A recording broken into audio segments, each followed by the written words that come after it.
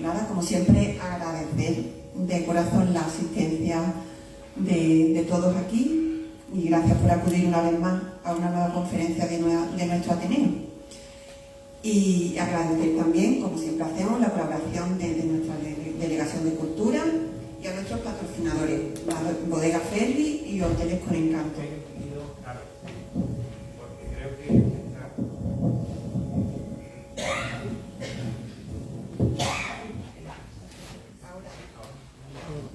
Y si no me lo acerco, ¿se oye bien? Sí.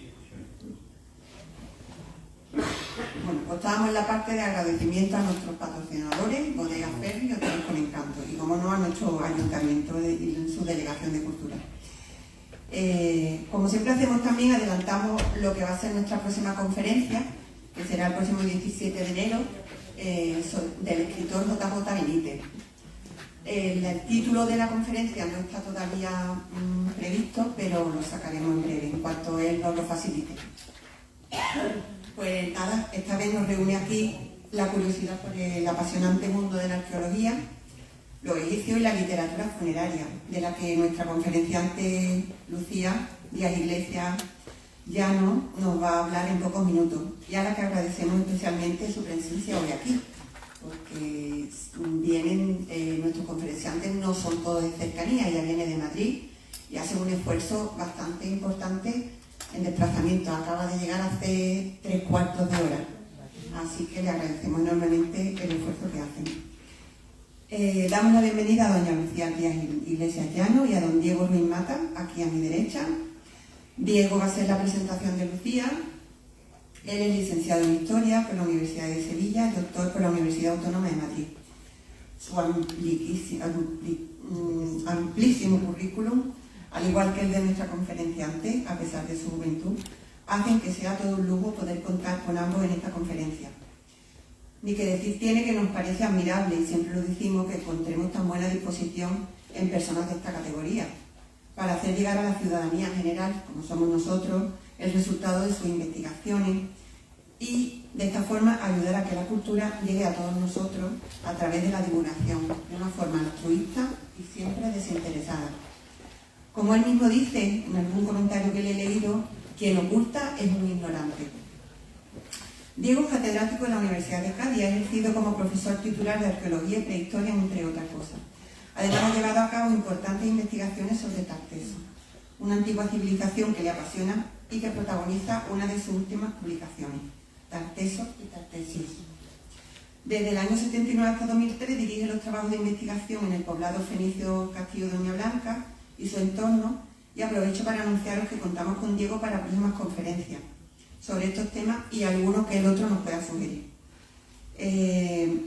Me permito el gusto de repetir textualmente unas palabras suyas que me llamaron mucho la atención y que hacen que nos quedemos con ganas de escucharle, porque dicen: yo nunca me quedo en la superficie, ahondo en lo social y la poesía, y lo hago porque estoy convencido de la necesidad de la historia y la cultura en todas sus vertientes. No me mueve otra cosa. Así que no le quito más protagonismo tampoco a Lucía y paso la palabra a Diego para que haga la presentación de ella, que hoy es nuestra protagonista.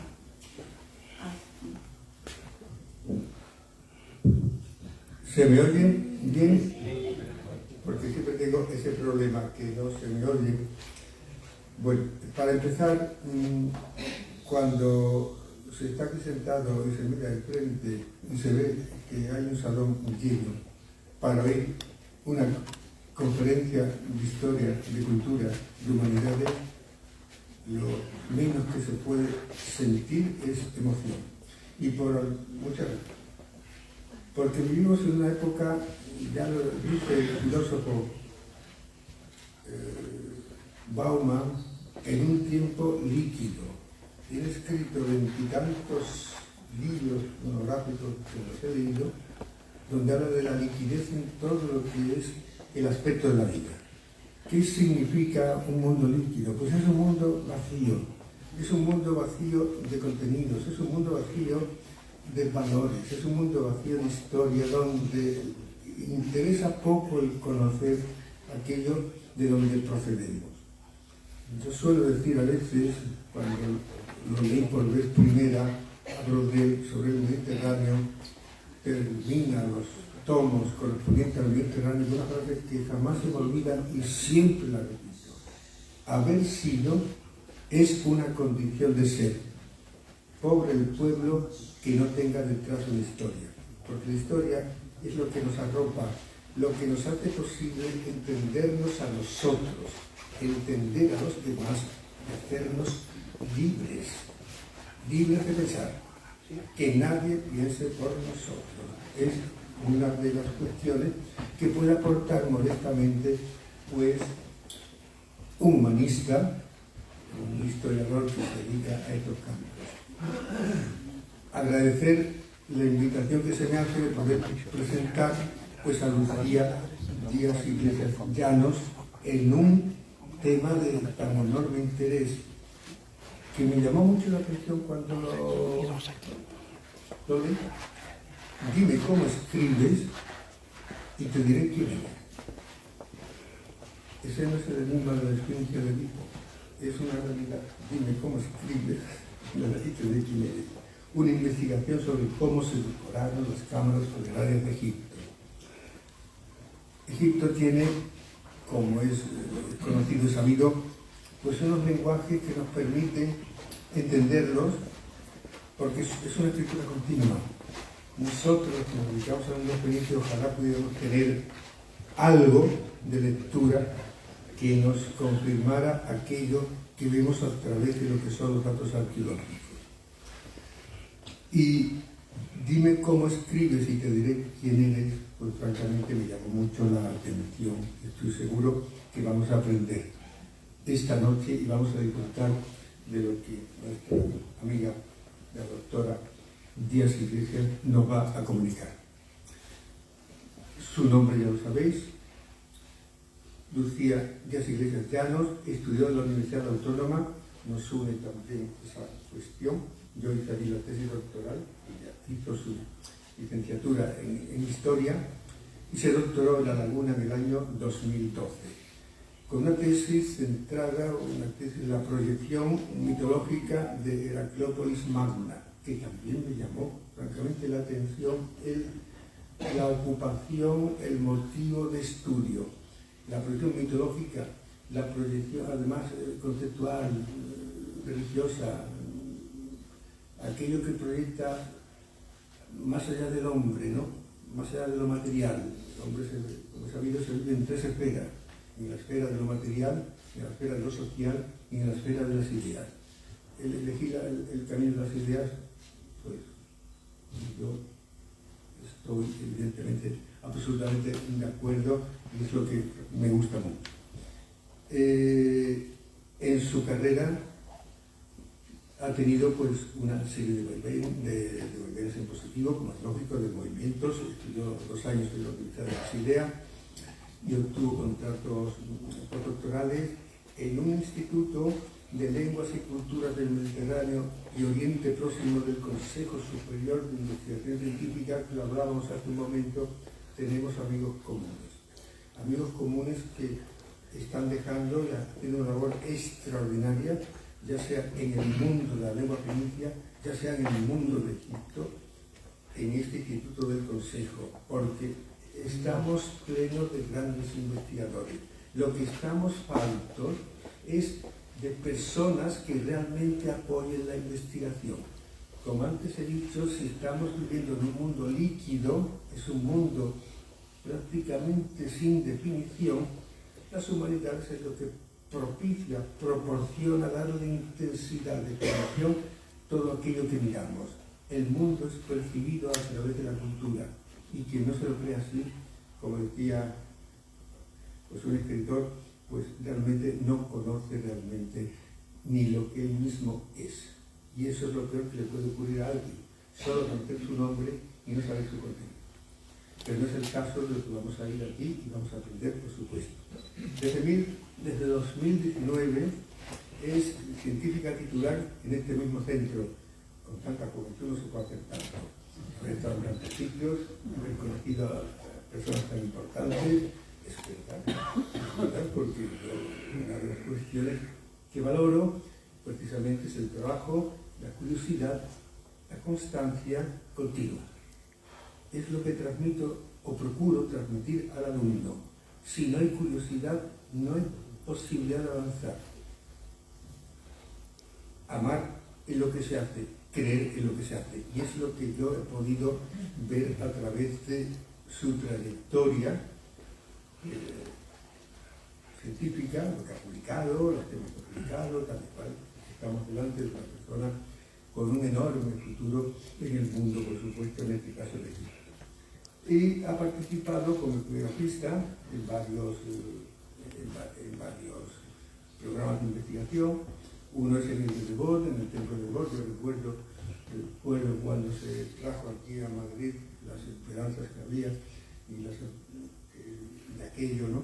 Me acuerdo que fui con Martín Almagro, padre, Martín Almagro Bach, no Martín Almagro Gorbea, porque algunos de ellos lo conocéis seguramente, y es un símbolo, ya sabemos cómo se trajo aquello en el año 68, creo, 50, no recuerdo exactamente, pero 60, por ahí vino ese templo. Y también en el proyecto de la tumba de un ministro de la época de Hatshepsut y Tutmosis III, que el proyecto que es interesantísimo, y cuyo uno de los directores, ella ha sido también una directora, pues ha sido un amigo también en común, José Manuel Garland. Y eso lo conocemos todo porque lo hemos visto en televisión. Ha habido muchos programas de televisión donde ha salido este proyecto a ser conocido y lo conocemos, ¿no? En suma, ¿qué se puede hacer en una presentación? Pues sencillamente indicar el esencial, y lo esencial para mí no es tanto el volumen de las cosas hechas, sino la calidad y sobre todo el tema de las cosas hechas. Y introducirse en el tema culinario, en el tema de la religión, en el tema de todo lo que va más allá de lo que es lo suprahumano en el mundo de las esferas, de las ideas, tal y cual, a mí personalmente me llena de contenido, ¿no? Tiene varios temas de investigación, el tema de la epidemia digital. Eso me recuerda mucho también a Cuchillo, porque esos Cuchillos que puede, cuando ven aquí, él no se movía de un ordenador y todo lo que hay en digital, estamos hablando de hace muchos años. Pues en realidad fue el pionero Jesús Cuchillo, que murió desgraciadamente pues, hace unos años y a una edad muy temprana, donde podía y tenía muchas ilusiones de hacer cosas, pero la vida es así, ¿no? Pero el caso es que él fue el que introdujo a tenido los grandes alumnos. A la vez de investigación con la filología y los temas que corresponden, lógicamente, con las ideas del pensamiento y demás. Yo no quiero excederme mucho porque yo sé que lo que pueda decir aquí se va a quedar corto con lo que a continuación vamos a oír. Esa va a ser la verdadera presentación, va a ser su conferencia. Y ahí vamos a estar todos atentos, y ahí vamos a estar todos disfrutando. En ese mundo líquido, en ese mundo de las humanidades, parece que no importan en absoluto. Y aquí les ruego a los políticos que, por favor, lean un poco, infórmense un poco, que tengan sensibilidad para el tema de la cultura. Lo digo aquí y lo digo a cualquier sitio que vaya. Y si estuviera aquí, quien estuviera, se lo digo, porque no estoy ofendiendo a nadie, al contrario. Lo único que estoy es indicando, sugiriendo, no forzando, sino solicitando, pidiendo que la cultura también existe.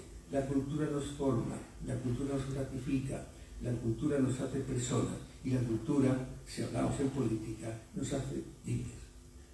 Y le dejo el paso pues a la doctora que nos va a hablar de un tema que yo estoy ya deseando.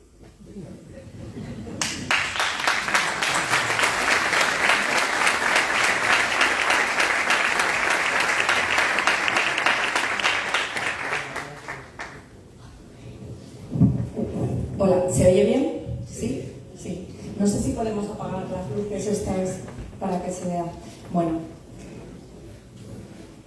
muchas gracias, auxiliadora, por la invitación a estar aquí. Gracias también a Diego Ruiz Mata por la presentación, por esa defensa de las humanidades, también por esta sala tan llena, ¿no? Porque como se ha dicho aquí, es importante también transmitir a la sociedad el resultado de nuestras investigaciones. Creo que es una parte fundamental. Y esta tarde lo que vamos a hacer es ver una de las formas en la que se decoró una cámara funeraria del año 1450 a.C., tomando como ejemplo el caso de la cámara funeraria de Narnín que tienen en la escena. Y vamos a ver cómo escribían las personas encargadas de la decoración para ver si a través de esas huellas que quedan en los textos podemos saber algo más sobre ellas. Pero antes de todo esto tengo que dar un poco de contexto a esta investigación, que nace de un proyecto interdisciplinar en el que colaboran epigrafistas, arquitectos, arqueólogos, geólogos, químicos, fotógrafos, restauradores. En realidad tiene como un paraguas científico, que son varios proyectos de investigación que dan como el marco teórico las ideas que están detrás, que enseguida las veremos, y se desarrolla a través de un proyecto de trabajo de campo que es lo que llamamos el proyecto Escribas del Reino Nuevo, que está financiado por las entidades que tenéis en pantalla y en el que colaboran también varios grupos e instituciones. Y esto es un proyecto que desde hace 2 años codirijo con mi compañera Ángeles Jiménez Higueras de la Universidad de Granada. Como digo, lo que vamos a hacer aquí es empezar contando cuál es el origen y cuáles son las ideas que respaldan este proyecto. Yo me vengo con un poco de eco, no sé si se oye bien. ¿Se oye bien? Sí, se oye. Vamos a ver también cuáles son las preguntas históricas que estamos intentando responder. Luego vamos a ver a qué tipo de documentos aplicamos estas ideas, cuáles son las características generales que tienen y cuáles son las características específicas. Y luego ya nos metemos en faena viendo el trabajo que hemos desarrollado en Egipto en los últimos 5 años, y en este punto me moveré entre los 2 últimos puntos, explicando el trabajo que hemos estado haciendo y cómo eso nos sirve para interpretar cómo se decoraron esas cámaras funerarias del 1450 a.C. Así que lo que me interesa aquí es una idea fundamental que iré repitiendo varias veces, y es que los textos antiguos son mucho más que palabras. Tenemos un objeto, por ejemplo un papiro en pantalla, o tenemos un monumento como puede ser una tumba, y en realidad no son solo productos intelectuales, ¿no? Tienen muchas huellas físicas que nos remiten a aspectos sociales y culturales del pasado. Y nosotros, si combinamos epigrafía, es decir, el estudio de los textos, que ya veremos que no es solo el contenido, sino que va mucho más allá, si combinamos la epigrafía con la restauración, con la arqueología y con la química, podemos reconstruir todo el proceso que conduce a la creación de una serie de monumentos muy antiguos y también acercarnos a las personas que copiaron los textos. Específicamente vamos a rescatar del olvido a una serie de escribas anónimos que vivieron hace 3.500 años. Antes de esto, quiero contarles que el proyecto se centra en textos funerarios. ¿Qué son los textos funerarios? Son una serie de composiciones que muchas veces se acompañan de imágenes que llamamos viñetas, que servían para ayudar al difunto a llegar al más allá y sobrevivir en las mejores condiciones. Este tipo de texto, que está en uso a lo largo prácticamente desde el 2800 a.C. hasta ya época grecorromana, se escriben sobre distintas superficies, y nosotros nos hemos centrado en una muy concreta, que son las cámaras funerarias donde se enterraba el cuerpo del difunto. Enseguida vamos a volver a eso. Y como digo, se transmitieron a lo largo de los años.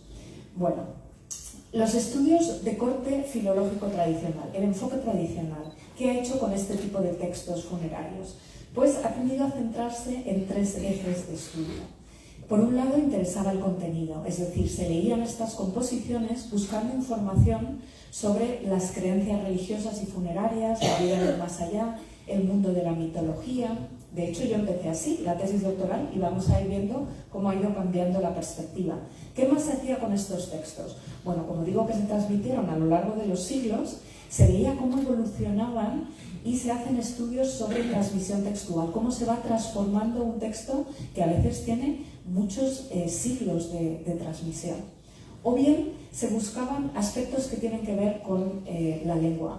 Se estudiaba la gramática, el vocabulario, todos los aspectos internos de los textos. Esta perspectiva tradicional cambió en la década de 1980 y sobre todo en este milenio, a raíz de una nueva corriente que se llama nueva filología o filología material, que se mueve a medio camino entre la arqueología y la filología, y que veremos que tiene una perspectiva más antropológica y más humana de los textos. ¿Por qué? Porque parte de la idea de que un texto es una combinación de elementos que son intelectuales, visuales y materiales. En realidad es una ventana desde la que podemos ver un periodo histórico y a sus protagonistas de una forma completamente novedosa. Y un texto implica muchas cosas, empezando por un soporte, es decir, hay que elegir una materia prima y hay que trabajar la superficie para grabar un texto. Y eso a través de una técnica y una tecnología. Pensemos que los textos pueden ser pintados, grabados con un cincel, estampados con un sello. Hay una cosa que es fundamental, y esto lo saben mucho también los diseñadores gráficos actuales, por si alguno se dedica a eso, y es que un texto, cuando se pone por escrito, hay que elegir también con mucho cuidado aspectos relacionados con el formato. Aunque estemos hablando de cosas de hace 3.500 años, me gustaría que establecieran vínculos también con el presente. Por ejemplo, en un texto antiguo hay que elegir con mucho cuidado el tipo de letra, el color, el tamaño, la orientación. Importa si se escribe en filas, en columnas o en tablas, como tienen aquí, cómo se elige la ortografía de las palabras, si hay un acompañamiento de imágenes. Todo esto lo vamos a ir viendo porque es muy importante. Otra innovación que introdujo la filología material, a nosotros nos han llegado los productos finales y pensamos que un texto es un resultado. En realidad un texto, detrás de un texto hay todo un proceso, tanto intelectual como material de puesta por escrito, que se tiene que escribir, se tiene que borrar, se tiene que corregir. Hay toda una cadena que está detrás de todo ello. Y esto se produce en un contexto, y pensemos en el contexto micro. Por ejemplo, se está poniendo por escrito un texto con unas condiciones de humedad, de temperatura, con una postura corporal concreta, también lo vamos a ir viendo. Y también se produce en un contexto macro, es decir, con unas circunstancias socioeconómicas muy particulares de una época concreta. Y al final de un texto, y Diego Ruiz Mata también se ha referido, están los actores, están los seres humanos, no se nos puede olvidar. ¿Quiénes rodean a la producción de textos funerarios? Por un lado, quienes los conciben. Por otro, los patronos, los que los encargan la puesta por escrito. Y nosotros nos vamos a centrar en quienes los escriben, los escribas. Forman un grupo o es un colectivo que está especializado en la puesta por escrita de textos funerarios, que los copian a partir de modelos. Son textos muy complejos que no se aprenden de memoria, sino que tienen un modelo y lo transcriben en distintas superficies. Pero no solo tenemos un colectivo, también tenemos personas individuales que tienen sus propios rasgos singulares. Y por eso veremos esto que tiene que ver con el título de Dime cómo escribes y te diré un poco quién eres, ¿no? Así que cuando estudiamos estos objetos y monumentos que tienen textos, que tienen imágenes, nos encontramos con varias lagunas, porque salvo contadas excepciones, lo que nos han llegado son los productos finales, es el resultado, pero se nos ha perdido toda la cadena que conduce a ese resultado final. Hay que pensar en bocetos preparatorios, en modelos que se copian y se descartan, y en la mayor parte de los casos se nos han perdido, o si los tenemos, no podemos establecer el vínculo entre cuál es el modelo y cuál es el producto final. Otra de las lagunas que tenemos es que los egipcios pusieron por escrito un montón de cosas. Ya sabéis, les encantaba la administración, detallar todas las contabilidades de los campos, etc. Pero no nos han dejado por escrito, por ejemplo, cómo se decoraba una cámara funeraria, cómo trabajaban los escribas, o incluso cómo era su educación. Tenemos unas nociones muy básicas a este respecto, no hay ningún manual escrito. Sabemos que, por ejemplo, había una educación básica, como de 4 años, donde acudían a una serie de escuelas, pero no hay que pensar en escuelas regladas como tenemos hoy en día, ¿no? Donde se les enseñaba conocimientos muy básicos y luego seguían avanzando con un sistema que se llama de maestro-aprendiz, donde se aprendían, pues si vas a dedicarte a sacerdote en el templo, se aprendían los templos, si vas hacer un oficio, por ejemplo, de artista, aprendías con el artista jefe, etc., ¿no? Pero en realidad tenemos muy poca información sobre cómo se educaba a los escribas.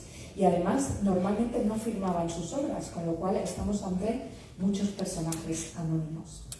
Aquí lo que yo quiero explicar es que si combinamos, como he dicho al principio, epigrafía y paleografía, ese estudio de los textos antiguos, con restauración, con técnicas digitales modernas de documentación, también con análisis no destructivos de materiales, que cada vez se hace más, aunando física y química con ciencias humanas, ¿no? Lo que podemos es estudiar todos esos pequeños detalles materiales que han quedado, esas huellas que han quedado de las personas en los textos, para indagar en una serie de cuestiones que serían como nuestros grandes interrogantes históricos.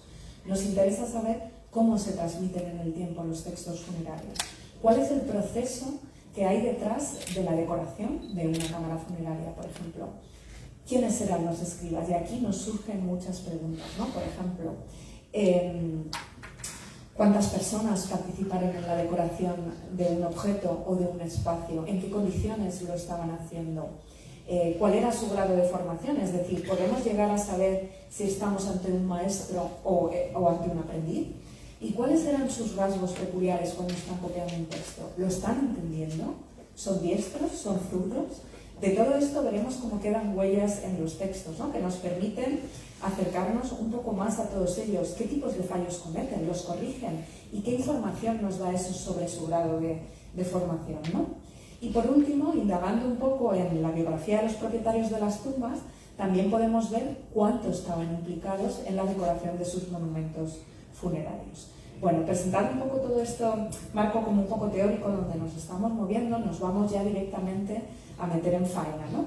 Vamos a ver cómo se aplican en la práctica todas estas ideas y nos vamos rápidamente de viaje a Egipto, nos vamos a la zona de Luxor, que tienen abajo con un puntito rojo, y nos vamos no a la orilla este, que sería la orilla de los vivos, donde están los templos, nos vamos a la orilla oeste, donde están las necrópolis, y a la zona marcada en rojo, que se llama Sheikh Abdel Gurna, que es donde se encuentran las tumbas en las que estamos trabajando. Allí se encuentran unas tumbas de inicios o mediados del Reino Nuevo, más o menos estamos a mediados del siglo XV, 1450, grosso modo, para que lo tengáis en cuenta. Allí se encuentran unas cámaras funerarias que se decoraron con textos. Pero antes de nada, vamos a ver qué es una cámara funeraria, qué es una tumba. En Egipto las tumbas tienen dos partes que cumplen dos funciones completamente distintas. Por un lado tenemos la superestructura, que sería accesible, que es toda esta parte de aquí, es una parte abierta al público que se visitaría, igual que se visitan los cementerios hoy en día, ¿no? Este es el lugar donde se guardaba la memoria del difunto. Tiene toda la biografía, donde el personaje se presenta a sus contemporáneos y a la sociedad del futuro, donde dice los cargos que ha detentado, las actividades que ha desarrollado, donde tienen lugar los funerales y donde tienen lugar las celebraciones periódicas en la necrópolis. Hay un montón de festividades donde uno acude a hacer banquetes en la tumba con sus familiares. Ese es el lugar, como digo, de recuerdo del difunto y de celebración de su memoria. Pero hay otra parte que no es accesible, que tiene la función de albergar el cuerpo del difunto y que está en una zona subterránea, que es esta que tienen aquí marcada, que puede ser más o menos compleja. Normalmente se estructura en base a una serie de pozos y de cámaras funerarias que, una vez producido el enterramiento, quedarían completamente cegadas, con lo cual serían inaccesibles, porque ahí está el cuerpo del difunto, ¿no? No se puede violar esa parte porque es necesaria para la conservación de la vida eterna. Bueno, muy pocas cámaras funerarias, y cuando digo muy pocas, en un periodo de 200 años conocemos unas 300 y solo 10 presentan decoración, con lo cual estamos ante un fenómeno, como ven, de élite y bastante exclusivo, ¿no? ¿Por qué hemos escogido las cámaras funerarias para hacer un estudio sobre los escribas? Bueno, pues porque en Egipto normalmente se ha tendido a usar otro tipo de objetos. Se han estudiado los papiros o lo que llamamos óstraca. Los óstracas son fragmentos de cerámica o de piedra que pueden usarse para hacer escritos, anotaciones, incluso contabilidades, textos literarios. Bueno, La gente que se dedica al estudio de la cultura escribal normalmente se centra en estos soportes y nosotros pensamos que las cámaras funerarias nos podían aportar mucha información.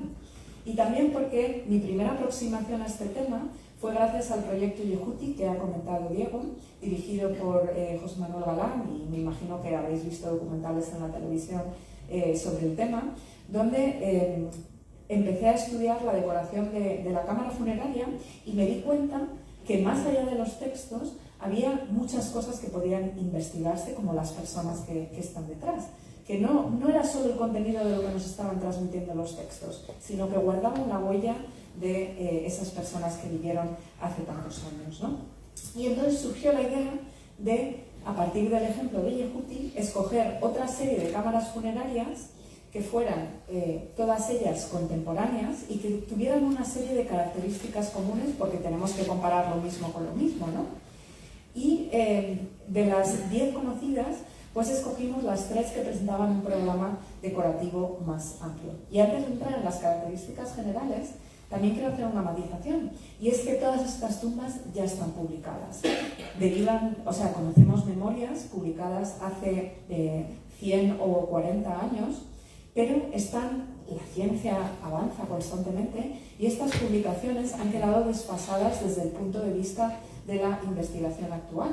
Sobre todo el repertorio de fotografías que las acompaña es bastante limitado, son fotografías generales, muchas veces en blanco y negro, que no nos permite plantearnos los interrogantes de los que hemos estado hablando al principio, ¿no? Y aquí lo que me interesa señalar es que vamos a ver cómo, aplicando nuevos enfoques que son tanto teóricos como metodológicos, tanto de las ideas como de cómo las estudiamos, ¿no? Todos estos materiales, podemos sacar jugo a un montón de materiales y de yacimientos o de tumbas que ya han sido excavados y publicados, simplemente volviendo a revisitarlos con nuevas ideas. Vamos a ver cuáles son las características comunes que tienen las 3 tumbas, aunque yo solo me voy a centrar en una de ellas, que es donde hemos terminado el trabajo, ¿no? Pero las escogimos porque también tenían una serie de rasgos comunes. A nivel cronológico, estamos en el momento inicial, mediados inicial de la dinastía XVIII, se ha recompuesto la unidad del país, Egipto está saliendo fuera, llega a la zona de Sirio-Palestina, llega a Nubia, fluye el dinero, vuelve a haber una administración fuerte. En este momento es el reinado de Hatshepsut y Tutmosis III. El rey Tutmosis II muere dejando a un hijo muy pequeño. Hatshepsut empieza siendo regente, luego se corona faraón y comparten el gobierno. Bueno, pues en este momento y después de desaparecida Hatshepsut se produce la construcción de las cámaras funerarias, más o menos en un plazo que va entre el 1470 y el 1450.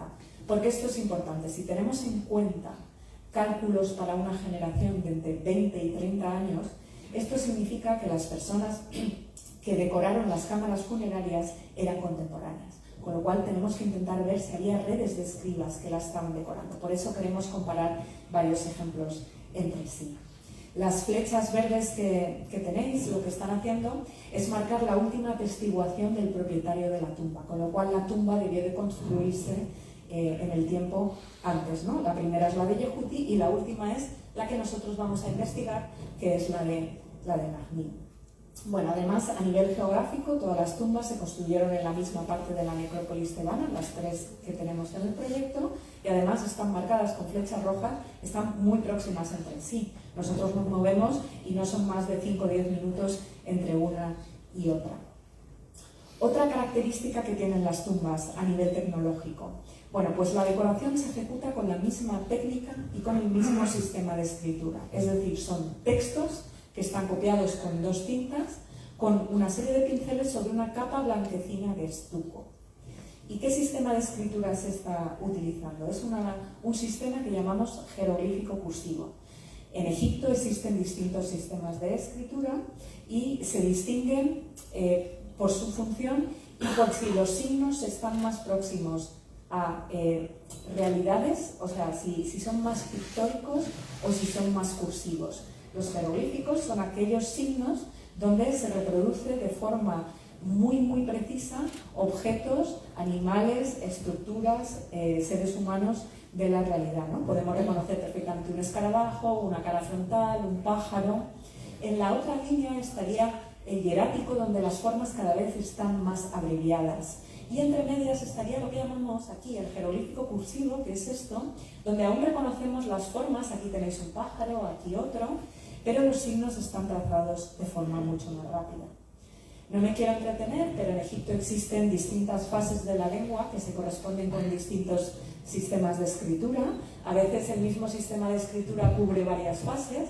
Como veis, el jeroglífico y el hierático empiezan desde el principio, lo tenemos documentado desde finales del cuarto milenio, llegan hasta el final de la época romana y conviven entre sí el jeroglífico con el hierático. Y entre medias vemos al jeroglífico cursivo, porque se usan para distintas funciones. Los jeroglíficos se usan para textos monumentales, aquellos que tienen un carácter religioso o que están asociados al rey. El hierático es ese que se hace de forma cursiva para las cosas cotidianas de la vida, textos administrativos, textos literarios.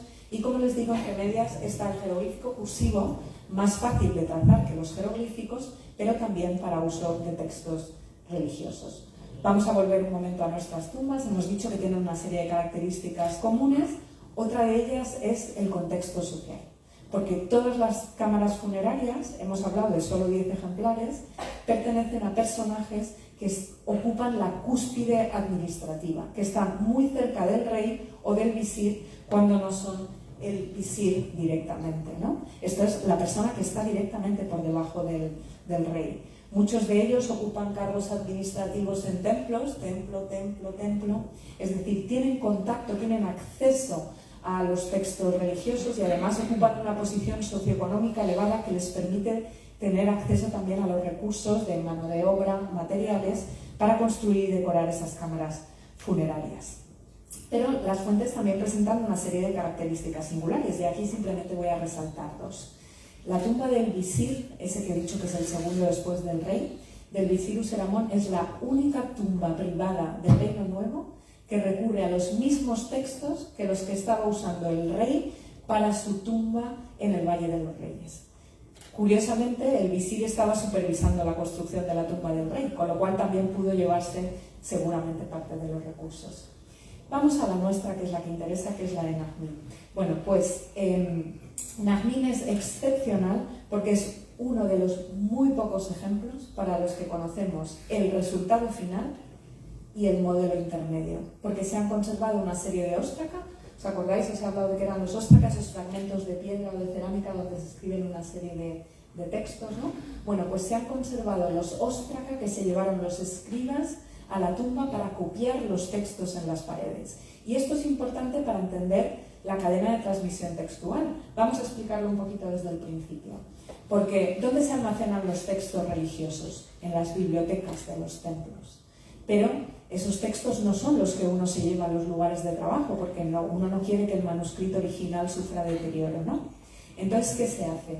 Se copia, se seleccionan los textos, se copian en un modelo intermedio, en una cadena con una serie de pasos que no sabemos cuántos son, por eso esta flecha tiene esta línea discontinua, ¿no? Pero se copia en un modelo intermedio, que es el que se llevan nuestros escribas para decorar las cámaras funerarias y que luego se desechan. En la mayor parte de los casos se nos ha perdido el modelo intermedio y se nos han perdido las bibliotecas, porque están construidas en zonas inundables, por ejemplo, o ya saben también el tema de la Biblioteca de Alejandría, han sufrido incendios, destrucciones. Entonces tenemos muy pocos casos y Najmín nos permite precisamente acercarnos mucho a los escribas porque podemos rastrear de cerca. Tenemos el texto que estaban copiando y el resultado final y podemos ir viendo todos los pasos que implicaba la decoración de una cámara funeraria. Así que con este trasfondo y presentadas ya las ideas generales y cuáles son las fuentes, nos metemos de lleno en los trabajos que venimos realizando en una serie de cámaras funerarias. Yo me voy a centrar en esta de aquí, que es la TT87, pero como veis están muy cerca entre sí. Subir a la montaña todas las mañanas pues nos permite luego disfrutar de unas vistas, la verdad que espectaculares. Tenemos unos amaneceres, nos levantamos muy pronto, pero los amaneceres compensan y muchas veces nos reímos porque subimos mucho en la montaña para luego bajar los pozos, ¿no? Si alguien tiene claustrofobia o le dan miedo las alturas, no se lo recomiendo porque nos vamos a meter en 14 metros de profundidad de pozos, tenemos que subir, bajar escaleras, etc. Bueno, esto es para presentar un poco el espacio en el que nos movemos, ¿no? ¿Y qué hacemos en estas cámaras funerarias? Bueno, pues el proyecto tiene una serie de objetivos, ¿no? Por un lado, queremos excavar esas estructuras subterráneas. Veremos que los equipos que nos precedieron no acabaron su trabajo, entonces nosotros a lo que nos hemos dedicado también es terminar la parte arqueológica. Llevamos a cabo la documentación de las cámaras funerarias, de los pozos, de los pasillos, con técnicas digitales, aplicando fotografía digital de última generación. Luego también, ¿qué hacemos? Medidas de conservación y restauración, porque consideramos que esto es parte del patrimonio de la humanidad y que no solo hay que estudiarlo, hay que ayudar a su conservación también, ¿no? Llevamos a cabo el estudio epigráfico, el estudio de los textos y también aplicamos técnicas arqueométricas, es decir, colaboramos con físicos y químicos que nos dan más información sobre la tecnología de la escritura. Ellos aplican análisis que nos dan información, por ejemplo, sobre cómo se fabricaron las cintas. A eso llegaremos al final de la conferencia. Y voy a empezar con los trabajos arqueológicos, porque en la tumba, ya solo centrándome en la tumba de Najmín. Najmín fue supervisor del doble granero. En una economía de base agrícola hay que pensar la importancia de este personaje, ¿no? Bueno, pues a principios del siglo XX, Sir Robert Monk, que fue un químico, un filántropo que tenía como hobby la arqueología, que costeó de su propio bolsillo numerosas excavaciones, que también se preocupó de proteger los yacimientos, ¿no? Pues fue el primero que accedió a las cámaras funerarias, dejó este primer plano que tenéis aquí, y él construyó esta especie de murete para echar al otro lado todo el escombro que se iba encontrando. Sus informes, bueno, era a principios del siglo XX, son 2 líneas diciendo: he encontrado una serie de textos escritos, que son esos Ostraca. Encontró 2 Ostraca. Y los alemanes que en 1970, la publicación es de 1995, pero estuvieron 20 años trabajando. Los alemanes que llegaron allí en los años 70 y 80 desplazaron todo este muro y lo colocaron contra las paredes. Y en el transcurso de esos trabajos encontraron mucho material antiguo y encontraron también otro de esos valiosos Ostraca que, como digo, nos sirven para ir conociendo más a los escribas. Cuando nosotros llegamos, nosotros hicimos este plano y decidimos limpiar todo ese escombro que habían dejado nuestros predecesores para ver si encontrábamos más materiales antiguos. Se hizo todo un sistema de extracción de las piedras con una polea de tracción mecánica, se limpió cada una de las piedras para ver si tenía algún tipo de inscripción y no encontramos nada de materiales antiguos, pero bueno, conseguimos despejar los espacios para poder documentarlos muy bien. Fijaros la diferencia entre cómo estaba la sala y prácticamente aquí dejamos casi un salón de baile. Y pudimos documentar todas las huellas que quedan del proceso, de las personas que están detrás. Esta es la planta que produjimos y quedan una serie de huellas, no sé si se ven aquí, unas marquitas rojas, que son las huellas que dejan los canteros indicando hacia dónde se tienen que ir siguiendo las líneas de talla, ¿no? Documentamos también restos de 2 cierres. Estos son todas estructuras que cuando se produce el enterramiento del cuerpo del difunto, os recuerdo, estamos a 14 metros bajo tierra, uno llega por aquí, por el pozo que hemos visto antes, se mete en un pasillo que gira varias veces de dirección y acaba en la cámara funeraria. Bueno, cuando se produce el enterramiento del difunto, hay una persona que se va encargando de cerrar no solo una, sino 2 veces la entrada a la cámara funeraria. Y que además ha dejado su nombre con una serie de graffiti. Los alemanes documentaron 2, pero no se dieron cuenta que aquí había otro, que vimos nosotros, con el nombre escrito de la persona responsable de esos trabajos, que sabemos que se llamaba Neferhet. Y, como digo, toda esta labor arqueológica nos ha servido también para generar nuevos planos, nuevas secciones. Esta es la tumba. Esta es la parte accesible que he dicho que sería visitada en los momentos de festivales, etc. Este es el pozo que se mete debajo de la tumba y aquí está la cámara funeraria. Estos son los planos que se produjeron en los años 70 y 80 y esto, con ayuda de nuevas tecnologías, son lo que estamos haciendo nosotros en el proyecto. Así que estamos llevando a cabo la documentación digital de todas las estructuras antes, durante y después de los trabajos, ¿no?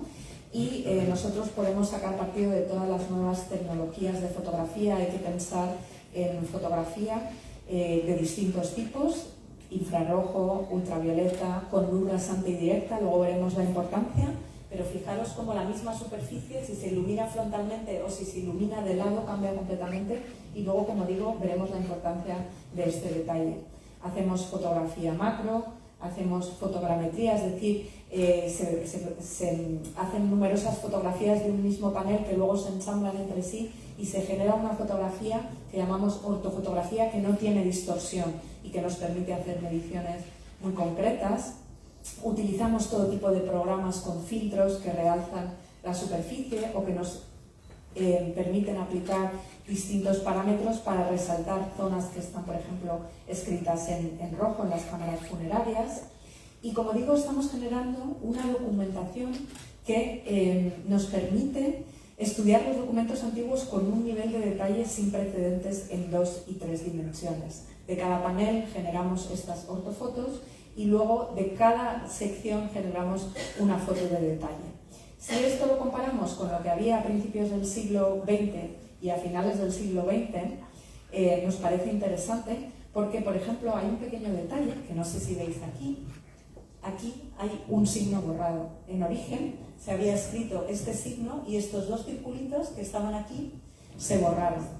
Eso está en esta parte de la foto. Si estudiamos esta foto solo a través de esto, si estudiamos el texto, no podríamos haber caído en los detalles. Y luego veremos por qué son importantes todos esos detalles, ¿no? ¿Qué hacemos también? Bueno, estamos aplicando medidas de conservación y restauración preventiva, porque en el momento en que fueron descubiertas las cámaras funerarias, hemos hablado de 1900, pero también en los años 70 y 80, no se ha cometido ningún tipo de labor de este tipo. Y nosotros pensamos que es fundamental. Entonces, un equipo dirigido por Ignacio Bermeja lo que se dedica es primero a estudiar en qué estado está la superficie, hacen todos estos mapas de deterioro, donde se pueden ver pues, que hay manchas de distinto tipo, que si hongos, superficies que se han caído, superficies que están en riesgo de caerse, grietas, etc. Y hacen una serie de test antes de intervenir directamente en la decoración para garantizar su conservación, que hemos hecho cuando se han inyectado todos los productos que son necesarios para que se sostengan todas las superficies, se han consolidado los morteros que estaban disgregados, rellenamos las grietas también, todas esas pequeñas aberturas que quedan. Las más grandes utilizamos mortero de cal de la zona, piedras, y reposicionamos los fragmentos antiguos que los alemanes dejaron en el suelo. Entonces, aquí os presento, por ejemplo, el antes y el después de una zona en la que hemos intervenido. No solo hemos recolocado los fragmentos en su sitio, sino que creo que visualmente el panel gana mucho más si lo vemos así, pero además evitamos colapsos en el futuro, ¿no? Entonces, esto nos sirve para preservar el monumento, un monumento que tiene 3.500 años de antigüedad. Además, eso se hace en las capas finales, ¿no? O sea, en las capas, perdón, de morteros que están por debajo, pero en las superficies pictóricas también intervenimos, pues limpiándolas con distintos cepillos, pinceles, eliminando la suciedad. Fijaros en qué buen estado se conservan de todas formas textos que si uno piensa cuántos años tienen, la verdad es que están bastante bien. Aplicamos medidas de conservación preventiva, por ejemplo, tenemos un convenio con el Museo Nacional de Ciencias Naturales, que también forma parte del CSIC, por el que medimos las condiciones de temperatura y el gas radón para asegurar que el trabajo se hace en condiciones adecuadas y también medir cuál es el impacto antrópico. Fijaros, esto coincide con nuestra campaña de excavación, es decir, que nosotros alteramos considerablemente la humedad dentro de la tumba. Entonces queremos medir qué impacto tiene y queremos hacer una serie de recomendaciones de si se hace accesible en el futuro, cuál es el número de visitas adecuadas, ¿no? Y también hemos reacondicionado la entrada. Cuando llegamos nos encontramos con que los alemanes habían dejado esto. Es una cancela de metal que está embutida en una estructura de cemento y que para entrar todos los días teníamos que romper el cemento, levantar levantar la estructura, volver a rellenar de cemento, esperar a que fraguara y así cada día, porque no había puerta que pudiera ser abierta y aquello no era práctico. Entonces, ¿qué hicimos? Además de que no era muy seguro pisar sobre esto, ya que hay una caída de 14 metros que nadie quiere.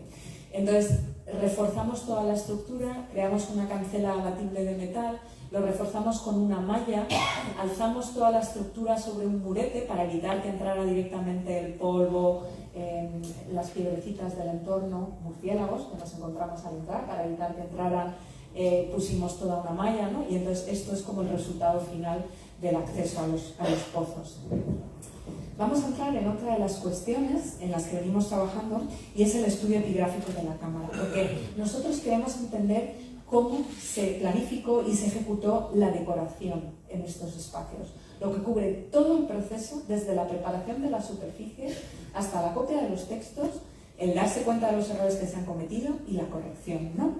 Y partimos de un análisis muy minucioso del soporte material y de todos los signos de escritura, pero además de todo aquello que no son signos de escritura y que también es importante. ¿Y a qué nos referimos con elementos no lingüísticos de los textos? Es todo aquello que uno ve cuando ve un texto, que no es texto propiamente escrito, pero que contribuye a su significado.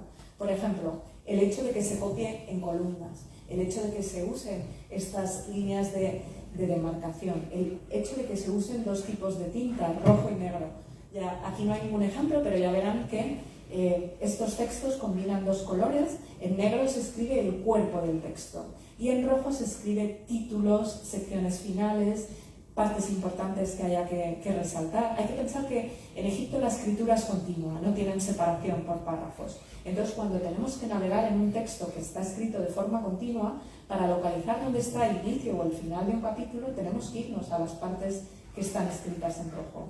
Todo eso es información extralingüística que nosotros analizamos y que nos proporciona mucha información.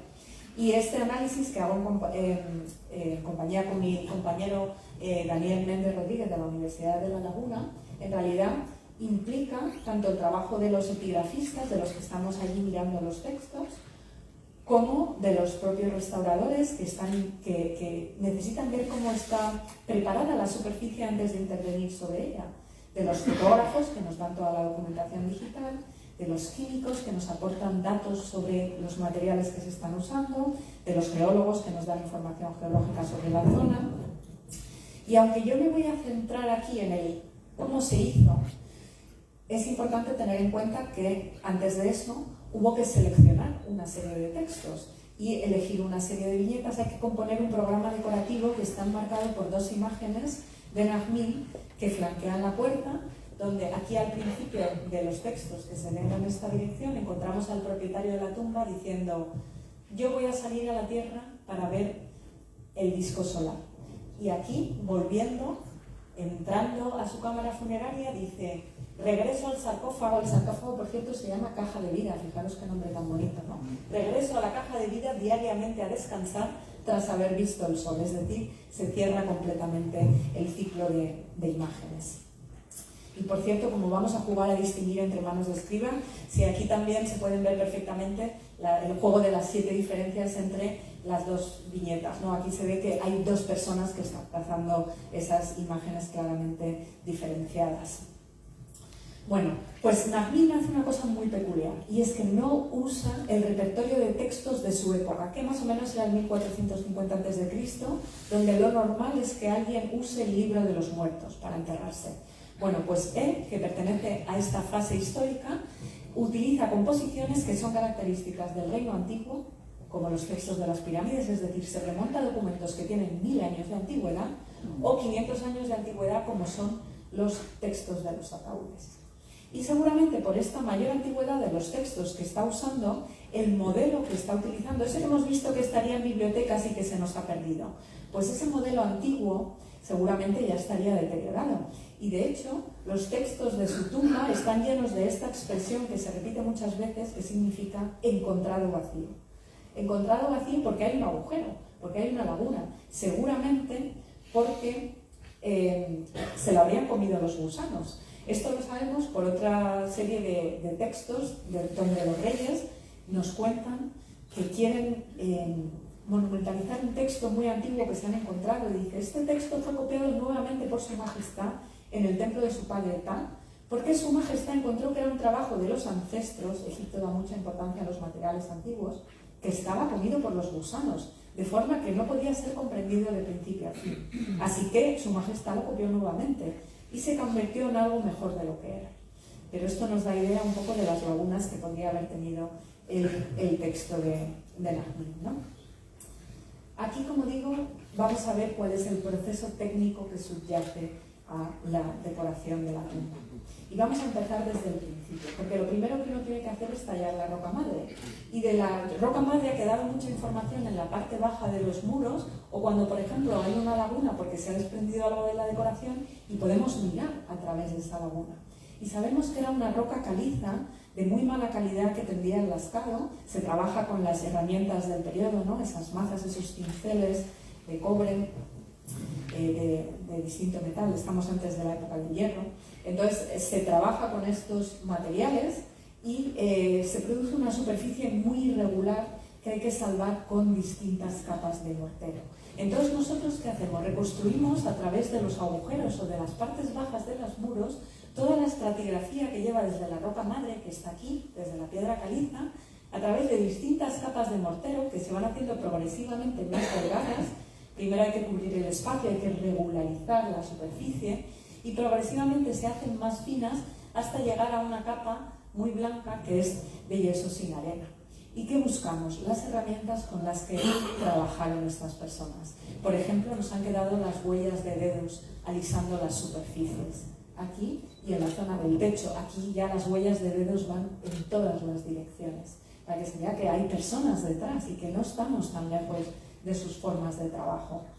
¿Cómo se alisan las superficies? Bueno, pues seguramente se usaría un objeto que sería muy parecido a una llana actual, y si nos fijamos no en la parte central de los paneles, sino en las partes periféricas, vemos que quedan una serie de marcas semicirculares que corresponden, por aquí vienen todas estas, que corresponden al movimiento que es capaz de hacer una persona con el brazo sin extender. 85 centímetros es lo que abarca el brazo humano. En otras tumbas se ha visto que era 1 metro y es una persona haciendo esto, con lo cual vemos las huellas del trabajo, ¿no? Y también podemos ver cómo hay brochazos, se ve aquí partes más blancas, hasta se les escurre la pintura un poco, ¿no? Pero se puede calcular el diámetro de esas brochas y saber que estaban utilizando pinceles de este tipo para preparar la superficie, ¿no? Pero podemos ir un poco más allá y ir viendo cómo es todo el proceso, cómo una vez tenemos esa superficie blanca, cómo hacemos para acotar el espacio, por dónde empezamos. Bueno, pues si vemos cómo se van superponiendo los trazos entre sí, vemos que lo primero que se hace es trazar la parte superior que va por arriba. Luego se trazan todas esas columnas verticales y lo último es la parte inferior. Si vemos, como digo, cómo se superponen los trazos, porque la tinta se va desvaneciendo y luego se ve cómo va el siguiente encima, vemos que los trazos van de izquierda a derecha, lo que nos hace pensar en una persona diestra. Y luego se copian los textos, que se copian en la misma dirección en la que se van leyendo, con una serie de objetos que llamamos pinceles. Estos son los instrumentos de escritura. Son cañas, son juncos que se corta en bisel o de forma redondeada a la punta y que nos permiten trazar signos muy detallados. Aquí un conejo hasta con sus bigotes, que nos permiten hacer trazos rectos o trazos circulares, y a la vez nos permiten seguir la huella de los pinceles para ver cómo se va desvaneciendo la tinta, ¿no? Cómo quedan las huellas de esas fibras vegetales, ¿no? A medida que uno va recargando en el tintero, y luego veremos la importancia de este detalle. Aquí se están usando juncos, que es completamente distinto a lo que introdujeron los griegos, que son los cálamos con esa punta afilada que deriva de otra planta completamente diferente, ¿no? Pero parece que el trabajo se hizo de forma un poco apresurada, lo que también nos da un poco de idea de las circunstancias, porque las superficies de mortero no cubren del techo al suelo, de hecho solo cubren la parte que se va a decorar, y a veces ni eso, porque los textos, como veis, se quedan en la capa beige, ni siquiera en la capa blanca, o directamente la viñeta se hace fuera de la decoración en origen prevista, ¿no? da una idea un poco como de trabajo acelerado o de escasez de recursos. Además, la superficie no fue alisada completamente. Está todo lleno de distintos planos, abultamientos. Es una superficie muy irregular y que le causaría a un escriba muchos problemas. Escribas que tienen sus papiros rectos, lisos, se enfrenta con esto.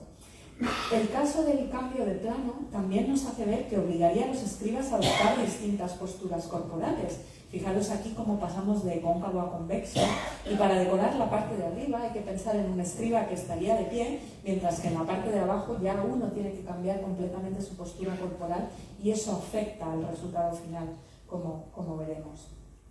Y además las líneas se trazan a mano alzada. Esta es la otra tumba en la que estamos trabajando, la del Visir, con muchos más recursos.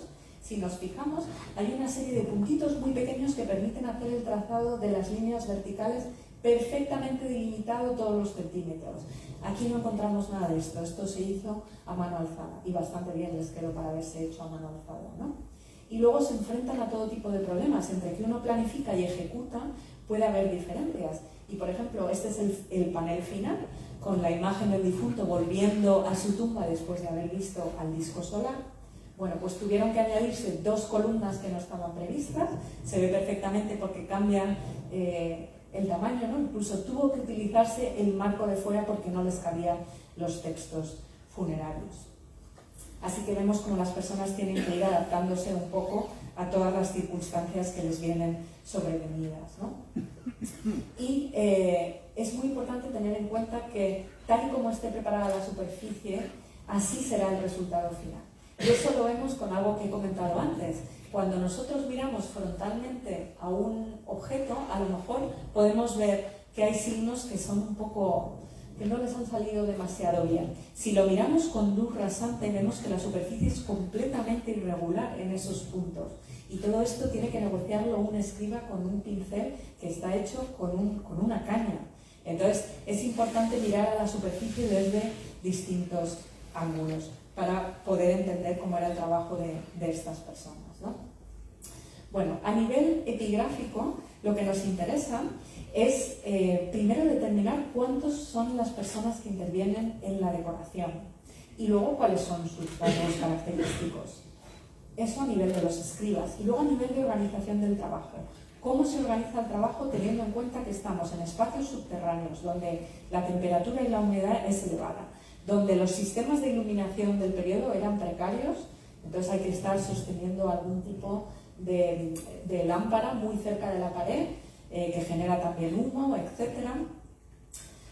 Y podemos afinar en todo el proceso de copia, puesto que se nos han conservado esos modelos que se está usando, que se está llevando a la tumba del escriba, ¿no? Y podemos llegar a preguntarnos qué hace el escriba con estos modelos. ¿Los copia literalmente o los modifica? ¿Y vemos diferencias entre los escribas?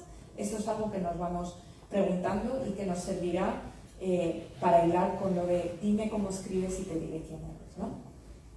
Para distinguir entre manos de escriba hemos hecho un protocolo que se basa en distintas ciencias o ciencias auxiliares, puede ser paleografía, epigrafía, también incluso historia del arte o análisis forense de escritura.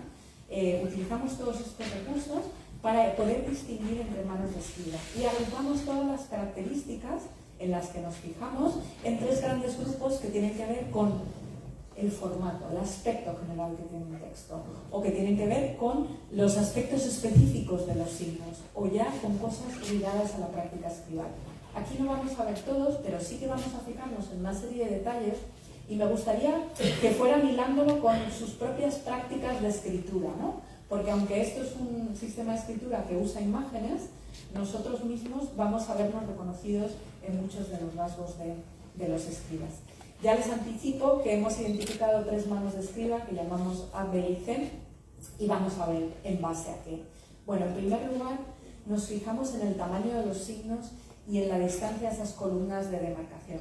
Y vemos, por ejemplo, que los escribas A y C trazan unos signos muy grandes que muchas veces sobrepasan el marco, pisan las rayas, esas de delimitación de columnas, ¿no? Mientras que tenemos a un escriba B que es muy ordenado y que prácticamente deja como una especie de márgenes laterales entre sus columnas y que genera un texto como mucho más armonioso. También podemos fijarnos en si los tamaños de los signos son homogéneos o no. Las aves, por ejemplo, aquí vemos que todas tienen un tamaño bastante homogéneo, mientras que si nos vamos al escriba B, cada vez los vemos de un tamaño distinto. Eso es algo, nos da la impresión de que es un texto más irregular, ¿no? Visualmente nos da esa sensación. Si seguimos avanzando y nos fijamos ya en aspectos específicos de los signos, por ejemplo, podemos ver cuál es lo que llamamos el módulo, que es la proporción alto-ancho de los signos, que lo vemos muy bien con el tema de las aves. Y vemos que hay escribas que tienden más a la horizontalidad y hay otros que hacen aves con un cuerpo un poco más erguido, ¿no? Tendiendo más hacia la verticalidad, y esto nos sirve para distinguir manos de escriba. Sobre todo nos fijamos en lo que llamamos morfología, que es tanto la forma externa de un signo como si tiene detalles interiores.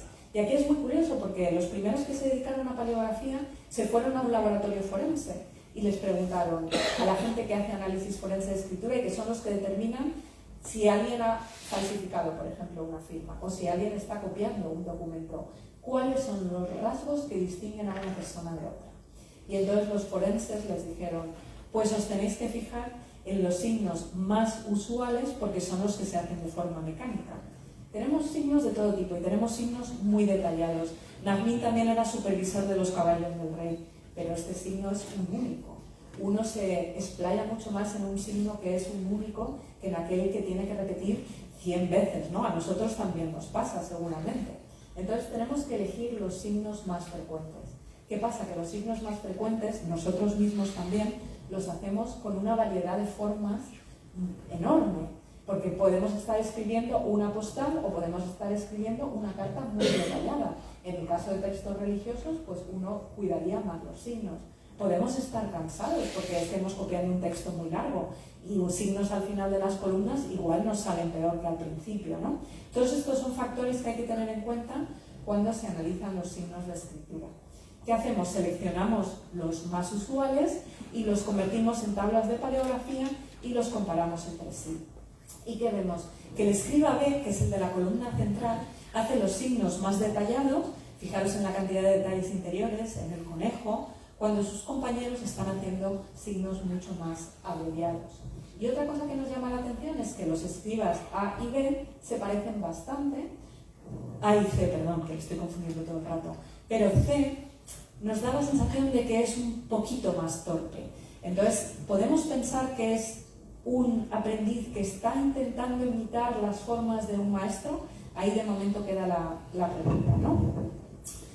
Otra categoría en la que nos centramos es lo que llamamos el ductus. El ductus es cómo se traza un signo, es decir, cuántos trazos necesitamos para construir, por ejemplo, un pájaro, en qué dirección van y cómo se superponen entre sí. Y esto es importante porque podemos construir también tablas y porque nos va dando mucha información. Por ejemplo, el ductus nos marca una diferencia entre escribas más experimentados y menos experimentados, porque los más experimentados son capaces de construir signos con menos trazos, necesitan levantar menos veces el pincel para hacer un mismo signo, mientras que un escriba que sea poco experimentado tiene que descomponer el mismo trazo, por ejemplo, este de aquí, que es una serpiente, mientras que estos escribas necesitan 3, este necesita 4 trazos, porque necesita levantar otra vez el pincel para construir el mismo signo. Es decir, estamos aquí ante un escriba menos experimentado. ¿Y qué más analizamos? Por ejemplo, para distinguir escribas. Hemos visto que estos textos están escritos en jeroglífico cursivo. Y lo he comentado que los escribas, cuando ellos empiezan su educación, empiezan en hierático, en ese sistema de escritura de la vida cotidiana. Y poco a poco se van moviendo hacia los jeroglíficos. ¿Qué pasa? Que cuando copian un texto escrito en jeroglífico cursivo, muchas veces revierten mecánicamente a los signos hieráticos que han aprendido en la escuela, ¿no? Y los escribas se distinguen por si escriben muchos signos hieráticos o no en su propio texto. O, por ejemplo, el grosor de los trazos. Vemos que el escriba B, por ejemplo, es capaz de escribir signos mucho más finos, porque seguramente tenga un pincel preparado de otra forma distinta, que le permite hacer muchos más detalles que sus compañeros. ¿Qué tenemos que tener en cuenta aquí también? El manejo de los pinceles, cuántas veces se recarga de tinta. lo cual podemos ir viendo por cómo se va desvaneciendo poco a poco a medida que hemos recargado y seguimos escribiendo y nos vamos quedando sin tinta, necesitamos volver al tintero para tratar una serie de signos, volver al tintero, etc. Y aquí vemos que el escriba A, que es este, es el que menos tiene que recargar porque tenemos a un escriba B que hace signos muy detallados y que entonces necesita volver al tintero con más frecuencia, y tenemos a un escriba C que tiene que descomponer su trazo porque no tiene tanta experiencia y también necesita recargar más.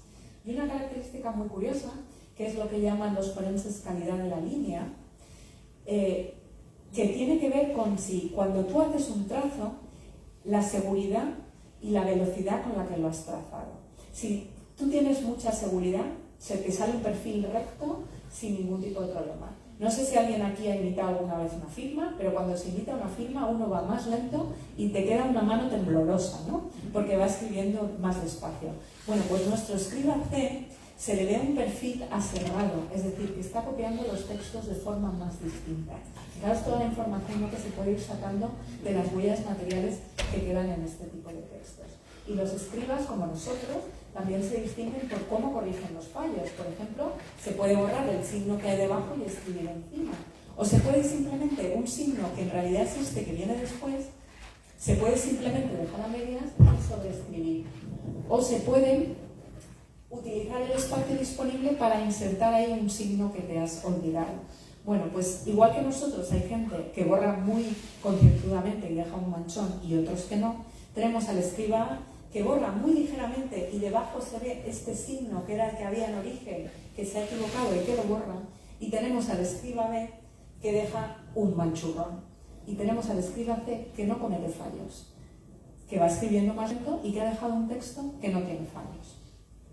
Así que aquí presento a los tres escribas. El escriba A es el que escribe la mayor parte de los textos, se turna 3 veces con el escriba B para copiar estas columnas y luego interviene el escriba C. Y con todo esto que hemos dicho, si aquí hubiera que hacer una jerarquía entre un experto, un maestro y un aprendiz, teniendo en cuenta que el escriba B usa el pincel más fino, que está haciendo esos signos más elaborados, ¿no? Que escribe menos columnas que el resto, ¿qué os sugiere? ¿Estaríamos ante el experto? ¿Podría ser el experto? Pues es el experto. Si pensamos en un escriba A, que es aquel que ha copiado más textos, que está influyendo sobre el escriba C, es decir, que en sus formas el escriba C está intentando copiarlo, pero a la vez es un escriba, este escriba al que le influye B, esto es un pájaro con las formas características, pues nos encontramos que en una parte del texto que escribe el escriba A de pronto utiliza una forma que es característica del B con este pico así picudo, ¿no? Aquí ya tenemos al experto, nos falta el maestro y el aprendiz. ¿Dónde estaríamos? ¿Qué os parece? ¿Cuál podría ser este? El maestro, ¿no? Y por último, pues tenemos a un escriba C que no se siente tan seguro, ¿no? Le cuesta escribir dentro de las columnas, que hace excesivos trazos, que está intentando imitar al A, ¿no?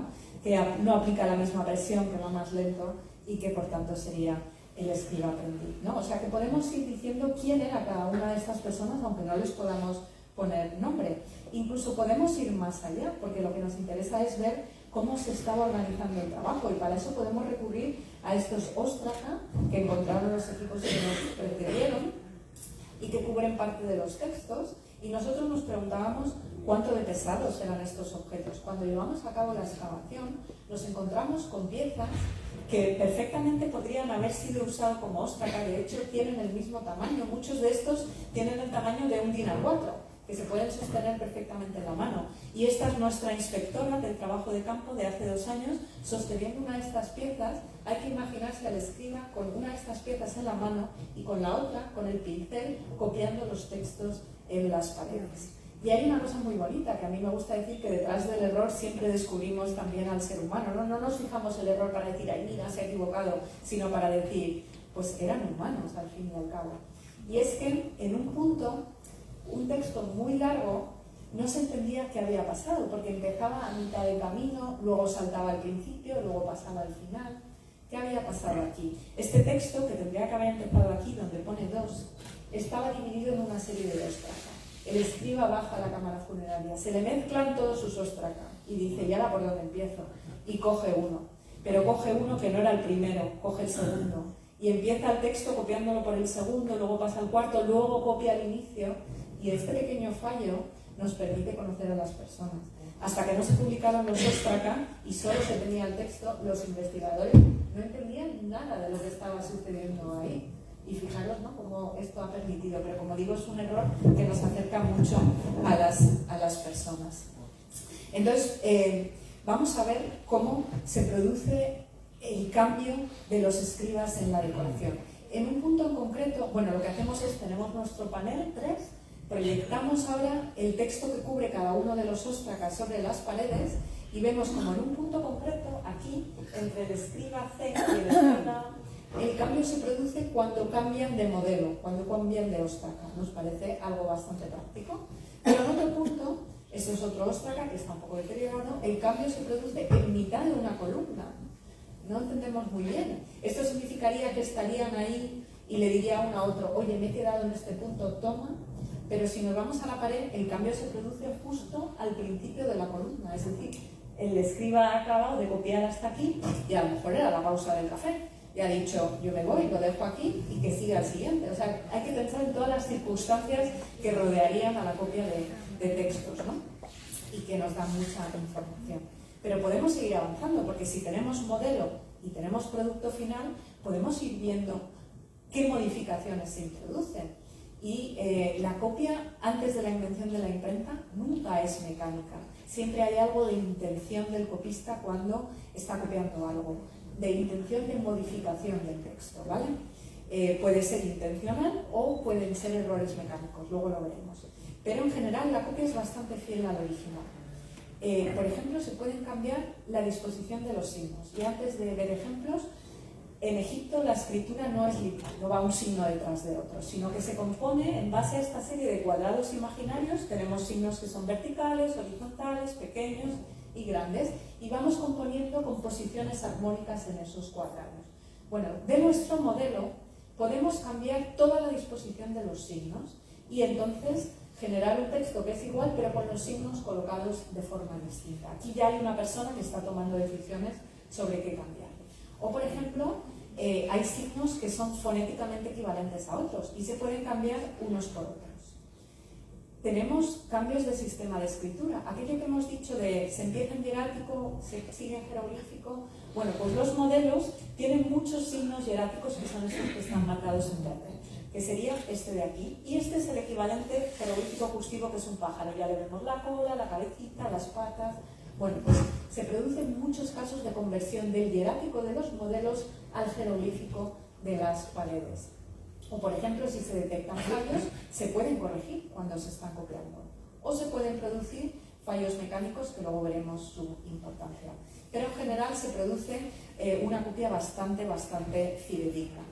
¿Qué pasa? Que los cambios nos son muy importantes porque nos sirven para conocer más datos sobre los escribas. Por ejemplo, nos indican cuál era su grado de formación y de competencia, cómo de avanzados estaban también en la copia de textos, ¿no?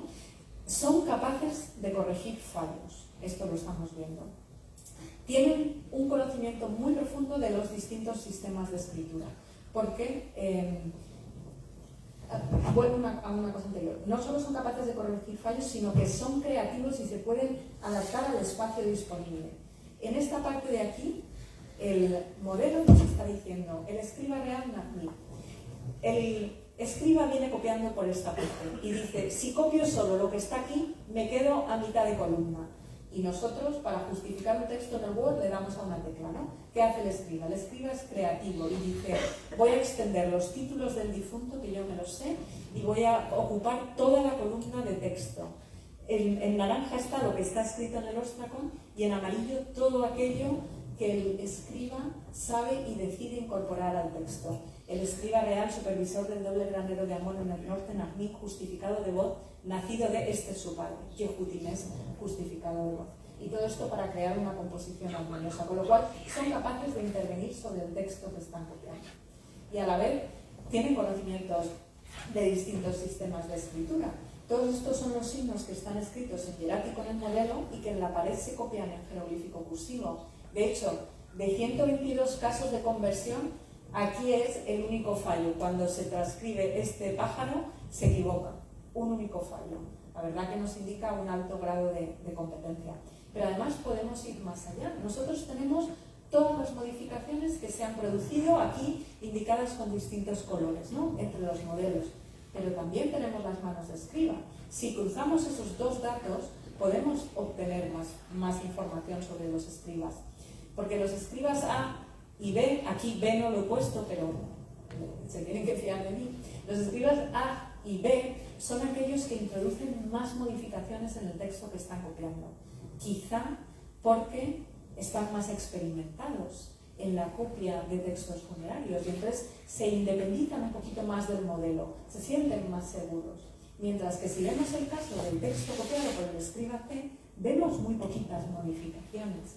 Es un escriba que está copiando más lentamente, que no comete fallos. A lo mejor los más avanzados, por ir más rápido, cometen fallos, pero aquí tenemos a una persona que está yendo más lentamente y que no tiene tanta iniciativa para modificar el texto, quizá porque no se siente tan seguro, ¿no? Eso es un poco la interpretación que nosotros hacemos de todos los datos que estamos obteniendo para poder avanzar un poco más sobre esas personas de las que no conocemos nada, ¿no? Y como digo, en el proceso de copia también se producen fallos de todo tipo. Hay omisiones, hay sustituciones, adiciones, hay cambios entre signos y luego se producen las correcciones. Hemos visto cómo se borra un signo anterior, cómo se sobrescribe, cómo se introduce un signo en el espacio que hay disponible en una columna, ¿no? Y no queremos hacer una tipología de fallos y cuantificarlos, eso está bien, pero queremos intentar explicar por qué se producen los fallos.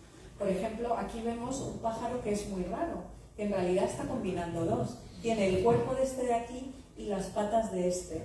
Se produce una confusión entre aves. Las aves a los egipcios a veces les confunden mucho y suele ser un tipo de fallo muy habitual. Muchas veces las confusiones se producen porque se repite un signo que ya ha sido copiado. Aquí hay 3 trazos horizontales y aquí por debajo viene otro horizontal que se ha borrado antes de escribir el nuevo. Eso es un fallo por repetición. Pero el fallo puede ser por anticipación. Este trazo de aquí en realidad corresponde a esta parte de este signo. Se está anticipando un signo que viene a continuación. Se ha dado cuenta y lo ha corregido. O, por ejemplo, el fallo puede venir por algo que aparece en la columna contigua. Aquí hay un cuadrado, se ha escrito un cuadrado y luego, fijaros, con tinta fresca, recargando en el tintero, se ha corregido y se han hecho estos picos del signo, ¿no?, para modificarlo. Pero a veces a nosotros nos pasa que vamos leyendo y hay 2 líneas que empiezan igual y los ojos nos saltan de una a otra, ¿no? Pues eso es lo que ha pasado, por ejemplo, aquí, cuando vemos este texto y vemos que aquí hay un signo borrado, pero en el entorno este signo no está. Esto es la pared de la tumba y esto es el modelo. Si nos vamos al modelo, vemos que este signo está al lado de este es el que se había escrito por debajo. ¿Qué pasa? Que el escriba viene copiando por aquí, se pasa al signo que está al lado en la columna, sigue copiando, se da cuenta, lo borra y continúa su texto, ¿no? Pero cosas que nos pasan a nosotros les estaban pasando a copistas de hace 3.500 años, ¿no? Y bueno, por último, quiero contar un poco lo que estamos haciendo. No sé si me pasan mucho, o ¿puedo 5 minutillos más? ¿Sí? Bueno, pues estamos llevando a cabo la aplicación de técnicas arqueométricas o de técnicas no destructivas para analizar los materiales y seguir avanzando en la tecnología de la escritura, ¿no? Y este trabajo lo hacemos en colaboración con el Instituto de la Estructura de la Materia, que también forma parte del CSIC. La verdad que podemos aprovechar la interdisciplinariedad del CSIC para colaborar ciencias humanas con ciencias de la materia. Y en este caso, Santiago Sánchez y la recientemente fallecida hace 2 meses Sagrario Martínez nos acompañaron al trabajo de campo y nosotros les hicimos 2 preguntas que nos interesaban. Les preguntamos, ¿nos podéis dar información sobre la composición de la tinta? Porque los egipcios hemos visto que no dejaron muchas cosas por escrito y entre ellas no nos han dejado la receta con la que fabricaban sus tintas. ¿Nos podéis ayudar a determinar cómo estaba compuesta la tinta? Segunda pregunta, desde las humanidades. Allá donde nosotros hemos distinguido 3 manos de escriba, ¿veis vosotros diferencias entre la composición de la tinta? Porque esto podría significar que la tinta era de fabricación de cada individuo, no que la tinta la distribuía el Estado, ¿no? Entonces era un poco el marco en el que nos movíamos. Y ellos determinaron, tienen mucha experiencia en el estudio de tintas en distintos soportes y en distintas épocas, que la tinta es un material de una estructura muy compleja, donde se juntan elementos orgánicos e inorgánicos. ¿Qué tenemos? Por un lado, lo que llamamos pigmentos, que es lo que da el color. Y para las tintas negras, esas que hemos dicho que era el cuerpo del texto, se estaba usando carbón. Carbón disponible en la zona perfectamente. Para las tintas rojas, esos elementos que había que subrayar, los títulos, los colofones, las preguntas, se está usando ocre, que es óxido de hierro. Tampoco, o sea, materiales disponibles en la zona. No se está yendo a buscar materiales que haya que importar ni nada. Esto también nos da un poco idea de recursos, de redes de captación, ¿no? ¿Qué más necesitamos en las tintas? Esto es algo que nos introdujeron los químicos en ello. Y luego el restaurador, como tiene un bagaje en historia del arte, nos dio mucha información sobre qué se hace en historia de la pintura. Se usan dispersantes. Los dispersantes son materias que nos permiten alargar el uso de la tinta. Que son pequeñas partículas, en este caso eran carbonatos que derivaban de la caliza o sulfatos que derivan del yeso, es polvo blanco que tú le metes a tu componente de tinta, que no cambia el color, sino que genera un producto que cubre más, que tiene más cuerpo y que además te permite alargar el uso de tu tinta. Y luego necesitas algo que lo una todo entre sí, que son los aglutinantes. Los aglutinantes es el medio en el que se suspenden el resto de las sustancias, permite que se pegue a la pared y también realza el color. Y en Egipto normalmente se usan 2 tipos de aglutinantes. Uno son las gomas vegetales, sobre todo la que deriva de la acacia, y el otro es la cola animal. Cada uno tiene un proceso de fabricación completamente distinta. La cola animal es un producto que a temperatura ambiente es un gel y que se tiene que calentar sin que llegue a ebullición, porque si no se echa a perder, y que se tiene que calentar para poder mezclar el resto de los componentes. Y se tiene que hacer in situ. Y nosotros descubrimos proteínas animales en los análisis que indican el uso de cola animal.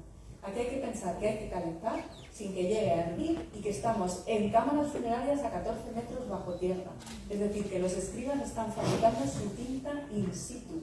No se lo llevan ya calentito desde la superficie, ¿no? O sea que toda esta información nos da muchos más datos sobre las circunstancias en las que están trabajando. Y además, una vez entra en estado líquido, se mezclan los componentes, pero tarda un día solo en echarse a perder.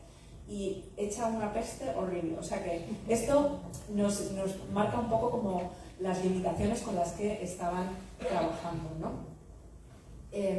Y luego el tema de las diferencias entre escribas. Ellos, analizando la tinta negra, fueron capaces de ver efectivamente que cada tinta era de fabricación individual y que existían distintos componentes. Cada uno tenía más o menos su receta, es decir, que cada uno se la fabricaba.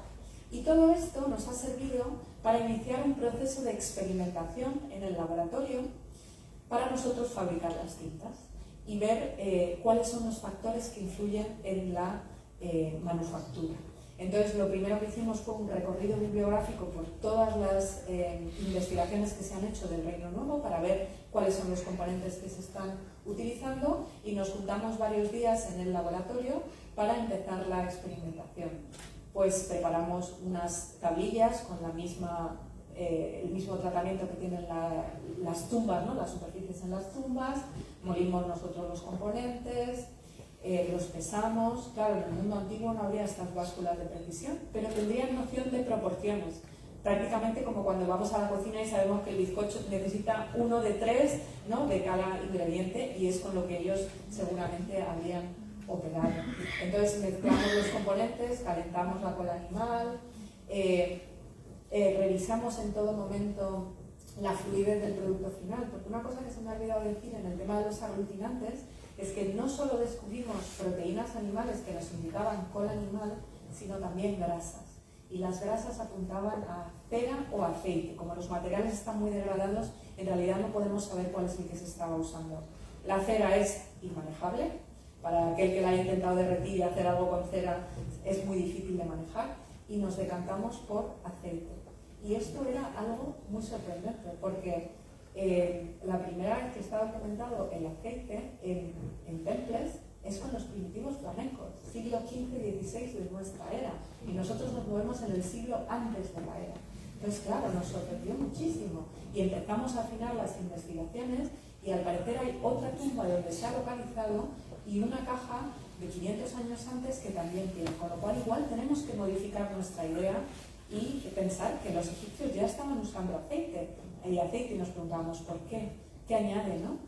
Todo este experimento sirvió para intentar ver cuáles son todas las variables que afectan a la producción de las cintas y qué valor añadido tienen. Los primitivos flamencos lo hacían porque aportaba cremosidad, aportaba luminosidad, que permitía usar más tiempo las pinturas, ¿no? Nosotros todavía estamos intentando ver si en el proceso de mezcla de los materiales te ayudan algo el aceite.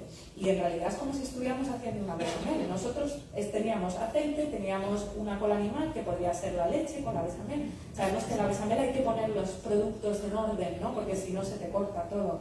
Entonces intentamos aplicar un poco estas ideas y luego hicimos prácticas para ver qué tal fluían los pinceles, luego se analizaron con las mismas técnicas que en Egipto, y hemos preparado un trabajo preliminar que va a servir de base a un nuevo proyecto que acaba de arrancar ahora, por 4 años, donde hemos pedido un convenio con la Escuela de Conservación y Restauración de Bienes Materiales para que sean los alumnos de la asignatura de Métodos y Técnicas Pictóricas los que hagan el experimento a gran escala. Nosotros hemos podido determinar cuáles son los factores importantes, cómo están molidos los materiales, en qué orden se mezclan, la importancia de calentarlos, ¿no? Y que sean ellos los que repitan a gran escala y con distintos productos, porque nosotros no podemos saber cuál era el animal del que se estaba extrayendo la cola. ¿Había diferencia entre cola de conejo, entre usar raspas de pescado? Pues no sabemos, y queremos que sean ellos los que nos digan, funciona mejor con cola con esto. Estas son las características que nos pueden aportar usar este material, ¿no? Entonces esta es la vía que estamos abriendo con la experimentación. Y bueno, esto era una práctica que hicimos un poco con acuarelas en Egipto, pero la idea es llevarnos el experimento a Egipto y hacer nosotros nuestros propios ostraca y ver lo fácil o difícil que era, ¿no? Y bueno, aquí termino este recorrido por el proyecto del que me gustaría que las ideas principales que se quedaran esta tarde fueran estas, ¿no? Que un manuscrito o una tumba es algo mucho más que palabras, ¿no? Que la escritura es tanto un proceso material como mental que ha dejado huellas y que se inscribe en un marco histórico, social y cultural detrás del que tenemos a las personas. Y que si vemos todas esas huellas y todas esas marcas que quedan en los textos, lo que podemos es, rastreando, llegar a las personas, incluso llegar a determinar, ¿no?, cuál es su grado de formación, las acciones, las decisiones que toman y cómo era todo el proceso de decoración. Y bueno, con esto simplemente decir que si alguien quiere seguirnos, tenemos redes sociales donde anunciamos las actividades, que nos volveremos a ir a Egipto a final de enero para terminar el trabajo en otra de las tumbas que tenemos, y bueno, ha sido un placer.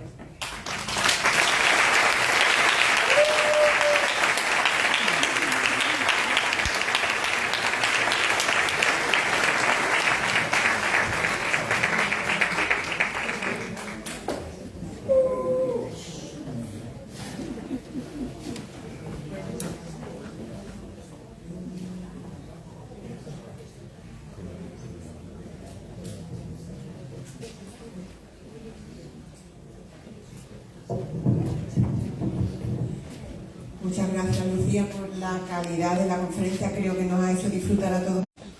Ya sabéis que hacemos un turno de preguntas. Si tenéis algo que formularle a Lucía, una media horita más o menos. No sé si lo hacemos como otras veces, 3 preguntas y ella contesta, para hacerlo más ágil. Según se pregunte, se contesta, porque no se va. Sí, puede ser. Yo quería preguntar 2 cositas. La cola animal, ¿de qué va eso? Y la otra era, los escribas solamente ellos se preparaban todo y todo eso, o tenían algún equipo atrás que le iban ayudando, preparando tinta o preparando algo de eso? Porque si no estaría una cantidad inmensa de tiempo haciendo todo eso. Sí, muy interesantes las dos. Me ha olvidado contarte la cola animal, así que me viene muy bien la pregunta. Porque la goma arábiga todos sabemos lo que es, y si no, la goma arábiga es el pegamento universal. Todo aquel que ha chupado un sello o una carta, eso tiene goma arábiga que se reactiva a temperatura ambiente con la saliva, o sea, con la humedad, la goma arábiga se convierte en pegamento. La cola animal no, que necesita calentamiento. La cola animal deriva de calentar partes que se desechan de los animales, pieles, pezuñas, huesos, tejidos o raspas de pescado. Lo más similar sería la gelatina de la cocina. La gelatina viene de las raspas de pescado. Entonces, eso que forma parte de la producción derivada de la preparación de alimentos o las curtidurías, y que son productos que estarían disponibles en cualquier hogar, porque tú no te comes los huesos, no te comes la piel. Eso se hierve y con eso se producen esas bolitas que son sólidas, que cuando se empiezan a calentar un poquito entran en un estado de gelatina y que luego se convierten en líquido. Y esto es completamente distinto a la forma de producir la goma arábiga. La goma arábiga tienes que tener determinadas especies vegetales en tu entorno. Hay que hacer unas rayas a la acacia, por ejemplo. La goma arábiga es de acacia. Hay que esperar a que la resina empiece como a exudar, a sangrar. Te puede tardar 3 semanas el árbol en hacerlo y se recoge muy poquita cantidad. Y no puede ser en temporada de lluvia. Es verdad que en Egipto no tenemos temporada de lluvia, pero el proceso de producción es completamente distinto. Y la cola animal estaría más disponible que la goma arábiga. Y la otra pregunta, a los escribas. Pues mira, no sabemos nada, pero hay un tratado que todos los historiadores del arte y los restauradores usan, de Cennino Cennini, de Historia del Arte, que trabaja en un taller renacentista. Él es del siglo XIV-XV, está a caballo, viene de una tradición de un taller que remonta a Giotto, donde se forman de padres a hijos los pintores. Y él se supone que son tradiciones que remontan hasta la época antigua.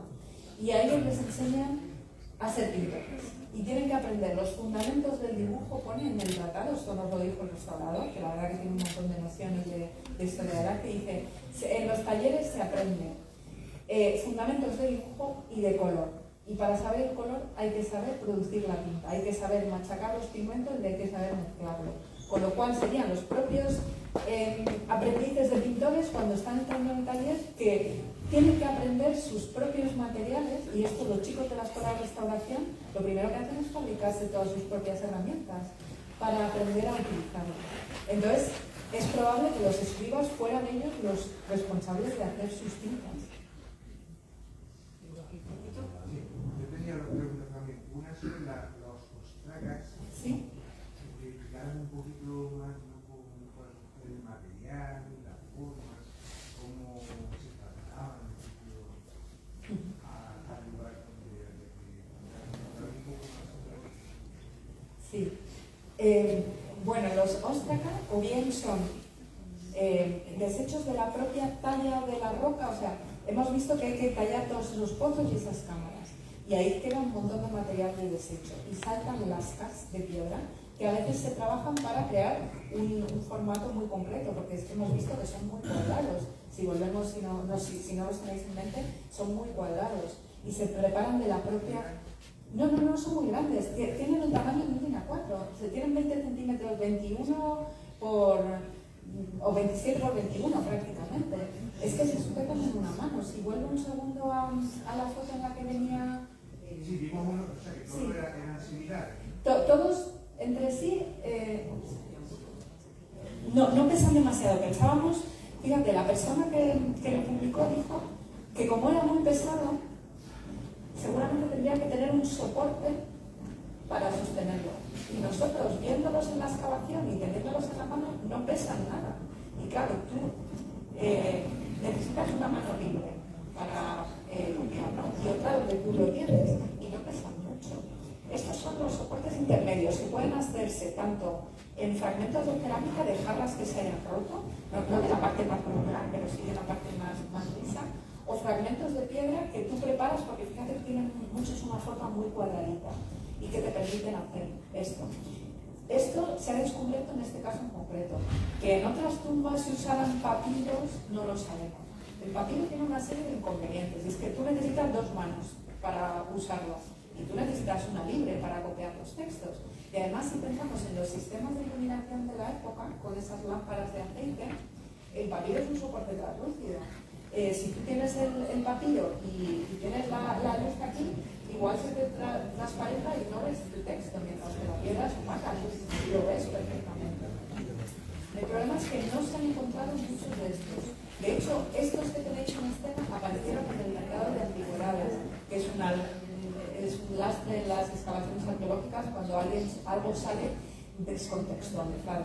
Entonces, no se sabe dónde aparecieron. Es probable, 2 de ellos se encontraron en las excavaciones del Lord Inglés, dijo, me he encontrado 2 ostracas en los pasillos. Es probable que los escribas que están en la cámara funeraria, después de haber utilizado estos modelos que ya no les sirven a nadie porque están personalizados para esta tumba y no los puede usar otra persona, los desecharan. ¿Para qué se los van a llevar a la superficie?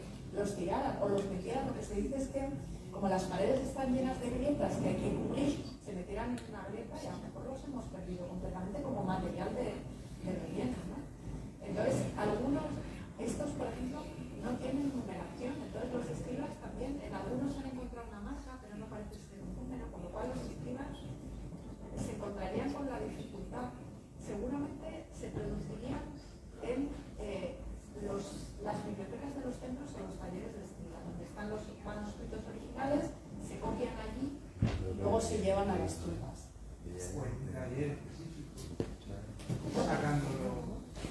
Pero es muy raro que salgan los papiros. A lo mejor salen copias que se llevan a los talleres de decoración de tumba, porque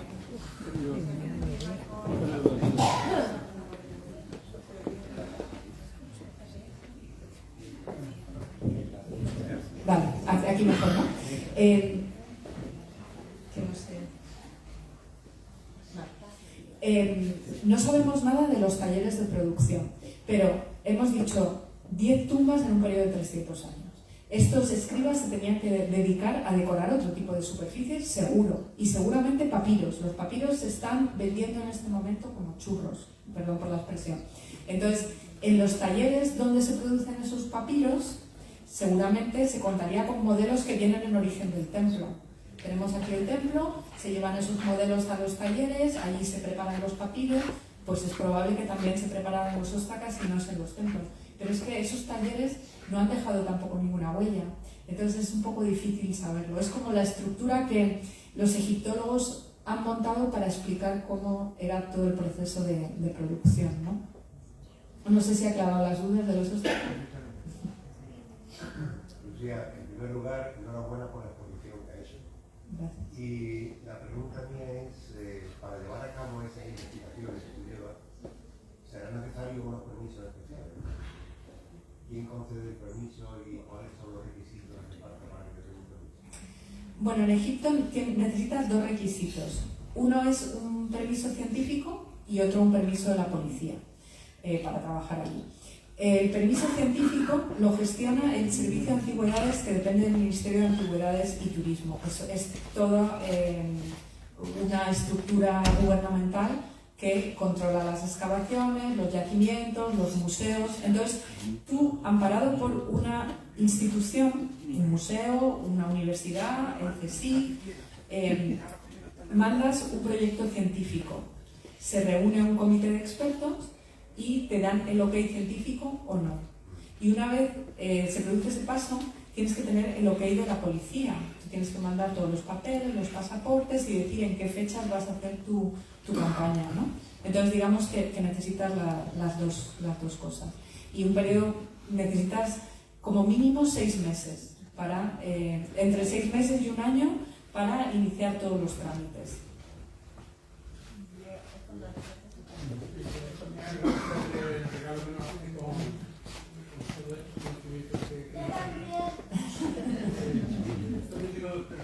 La primera es si todos estos trabajos están hechos en el Valle de los Reyes o en otros lugares también.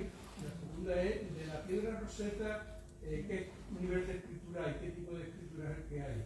Si lo habéis estudiado, si lo Sí. alguna información. Bueno, todas las tumbas están como detrás del Valle de los Reyes, todas las que nosotros estamos investigando, ¿no? Pero esta corriente de filología material se está aplicando en distintas partes de Egipto y para estudiar cosas desde graffiti, cómo está esculpida una peluca, porque nos da mucha información. La piedra de Rosetta es muy posterior a lo que estamos viendo, pero también tiene 3 sistemas de escritura. Está en jeroglífico, está en demótico y está en copto. Entonces ya se nos... en griego, perdón, en griego. Ya se nos escapa un poco, ¿no?, de lo que estamos viviendo. Fue muy importante hace 200 años, que además acabamos de conmemorar los 200 años de desciframiento de los jeroglíficos gracias a Champollion, fue muy importante en su momento, pero a nosotros no lo aplicamos nada en estas investigaciones. ¿Usted puede leer lo que nos ha estado enseñando, nos ha pasado en Champollion, o es simplemente decoración? Hay una lectura, ¿se puede leer? Se puede. Eso muchas veces. Se puede leer. ¿Lo puedes traducir un trozo?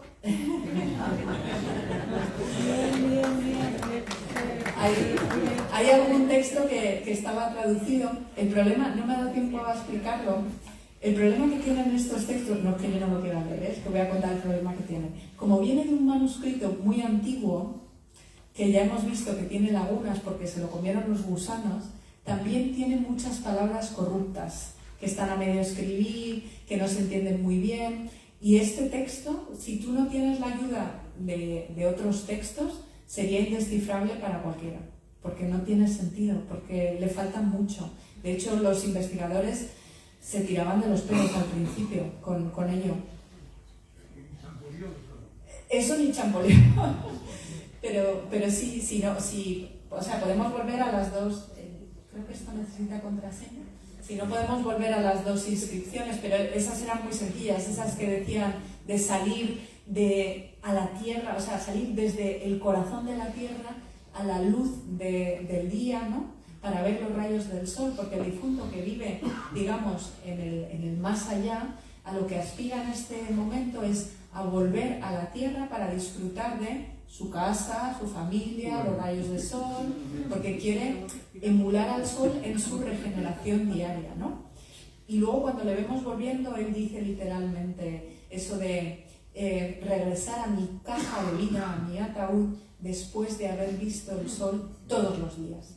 Y bueno, luego los textos, o sea, una vez ya tenemos la ayuda, cada uno de ellos tiene sentido. Uno es para conocer a los espíritus de una ciudad muy concreta, otro es para transformarse en un dios en el más allá, otro es para recibir pan como ofrenda, otro es para poder moverse con libertad entre distintas regiones del más allá, otro es para transformarse en una estrella. O sea que cada uno de ellos, una vez tienes los paralelos, tiene sentido. Yo no me he querido centrar en esa parte de contenido, pero cada uno de ellos tiene su significado.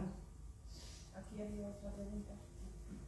A ver, solamente en las pinturas han aparecido en la cámara en sí, porque te has explicado que tiene como 2 partes. Una parte más pública, ¿no?, en la que los descendientes o para conmemorar su efeméride los días, en esa parte no aparece ninguna, solamente en la cámara en sí donde estaría el difunto, y la otra era que iba en relación con los textos que se inventan, ¿no? Lo que he querido entender que para rellenar huecos, aunque tiene un modelo, pero el escriba se inventa partes, ¿no? ¿Sí? ¿He querido entender eso o no? Porque vale, me quedaba esa duda. Vamos a la primera. La parte accesible es la tarjeta de presentación del difunto, Sí. y eso es lo que va a ver todo el mundo. Y esa parte casi siempre aparece decorada. Lo que es excepcional es que la cámara funeraria aparezca decorada.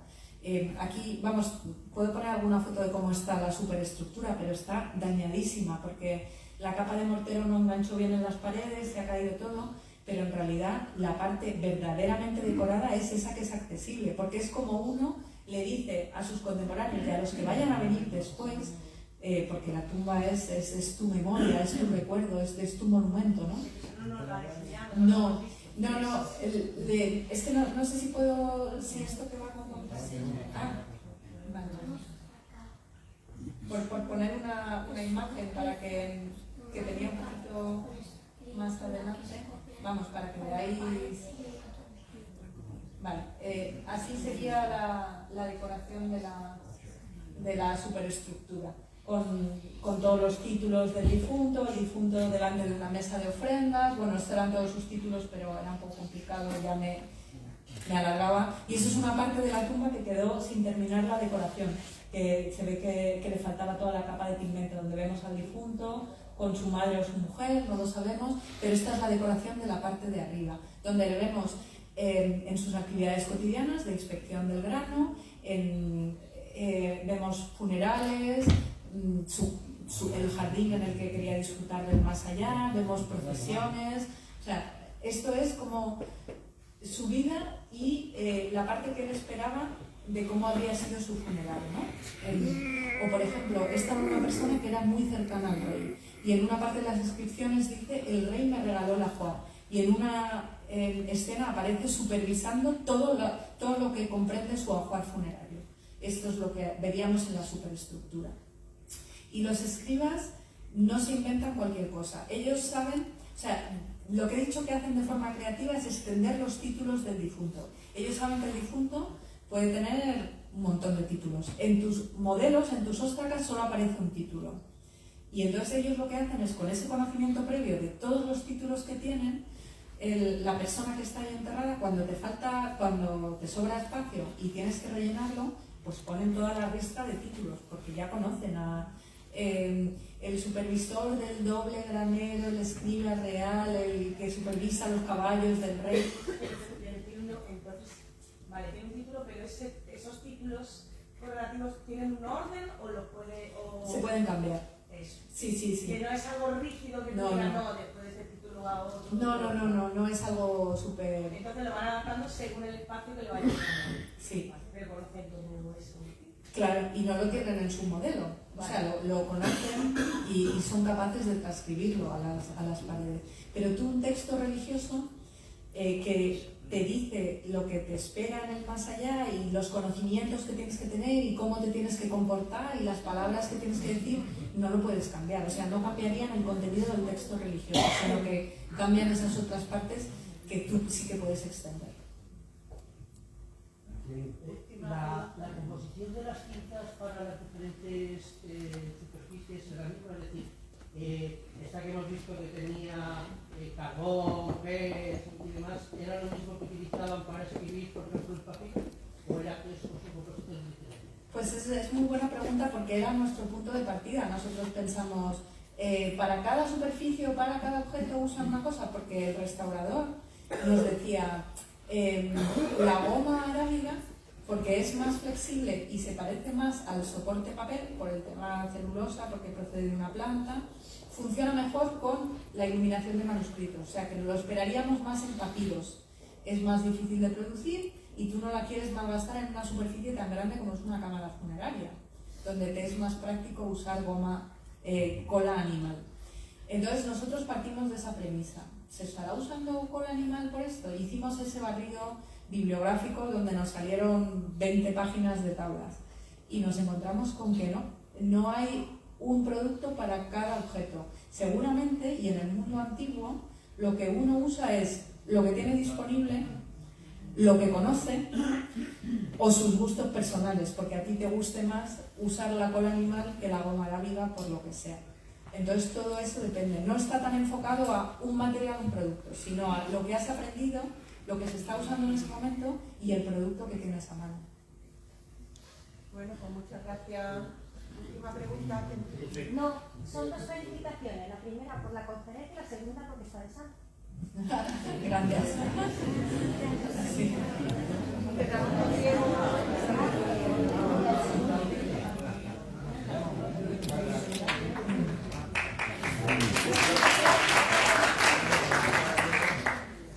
Básicamente, pues, me ha encantado la conferencia, evidentemente, pero me ha surgido de ahí una pregunta. Se supone que estamos en un enterramiento, ¿no? Se supone que es un individuo enterrado. Se supone que es una cuestión personal. ¿Qué es lo que lleva a la escritura y expresar una serie de conceptos que realmente no, teóricamente no tiene que ver nadie, porque no es público. ¿A quién se dirige? Sí, también es muy buena pregunta, porque en Egipto los textos, por el mero hecho de escribirlos en la pared, cobran eficacia mágica y perduran para el más allá. Entonces acompañan al difunto y se activan mágicamente para acompañarle al más allá y le brindan conocimientos sobre las cosas a las que se tiene que enfrentar. O sea que para el difunto, al activarse mágicamente, ya le están acompañando. Entonces nadie los vería en el momento en que se entierra el cuerpo. Ahora, una pregunta que nos estamos haciendo es, ¿y en el momento en que se está construyendo la tumba?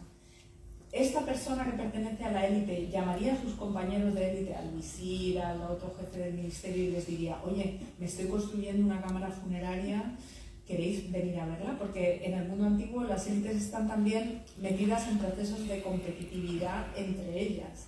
Y para tú superar a tu compañero tienes que ver lo que has hecho. Entonces estos textos tendrían un eco más allá de lo que uno puede ver, porque habría personas que a lo mejor estarían visitando la tumba en el momento en que se está construyendo y no lo sabemos, o los propios escribas que participan en la decoración, al volver a sus aldeas, estarían diciendo, pues he estado decorando una tumba, no sé qué. Entonces esos textos que nadie puede ver, al final tienen un eco o un impacto sociológico mayor. Y muchas veces algo que no se puede ver, pero tú te imaginas que está, tiene casi más importancia que aquello que puedes ver, porque te imaginas que es impresionante, ¿no? Pero en realidad los textos están hechos para acompañar al difunto y para dirigirse a los dioses en la... Es una voz definitiva a los dioses. Sí. A los dioses. Sí, sí. Simplemente parece ser que casi tomaban vida esos textos y acompañaban al difunto para lograr pues, lo que se suponía que iban a conseguir en la otra vida, ¿no? Sí, sí, sí. Claro, en la otra vida, ¿qué necesitas? Tú necesitas alimentarte, entonces tienes un texto para conseguir pan en el más allá. Quieres transformarte en un dios, entonces hay un texto para conseguir esa transformación. Quieres moverte con libertad y atravesar todas las puertas, y estos textos están llenos de salgo por el horizonte, atravieso la puerta del cielo. Sí, prácticamente. Bueno, cerramos ya.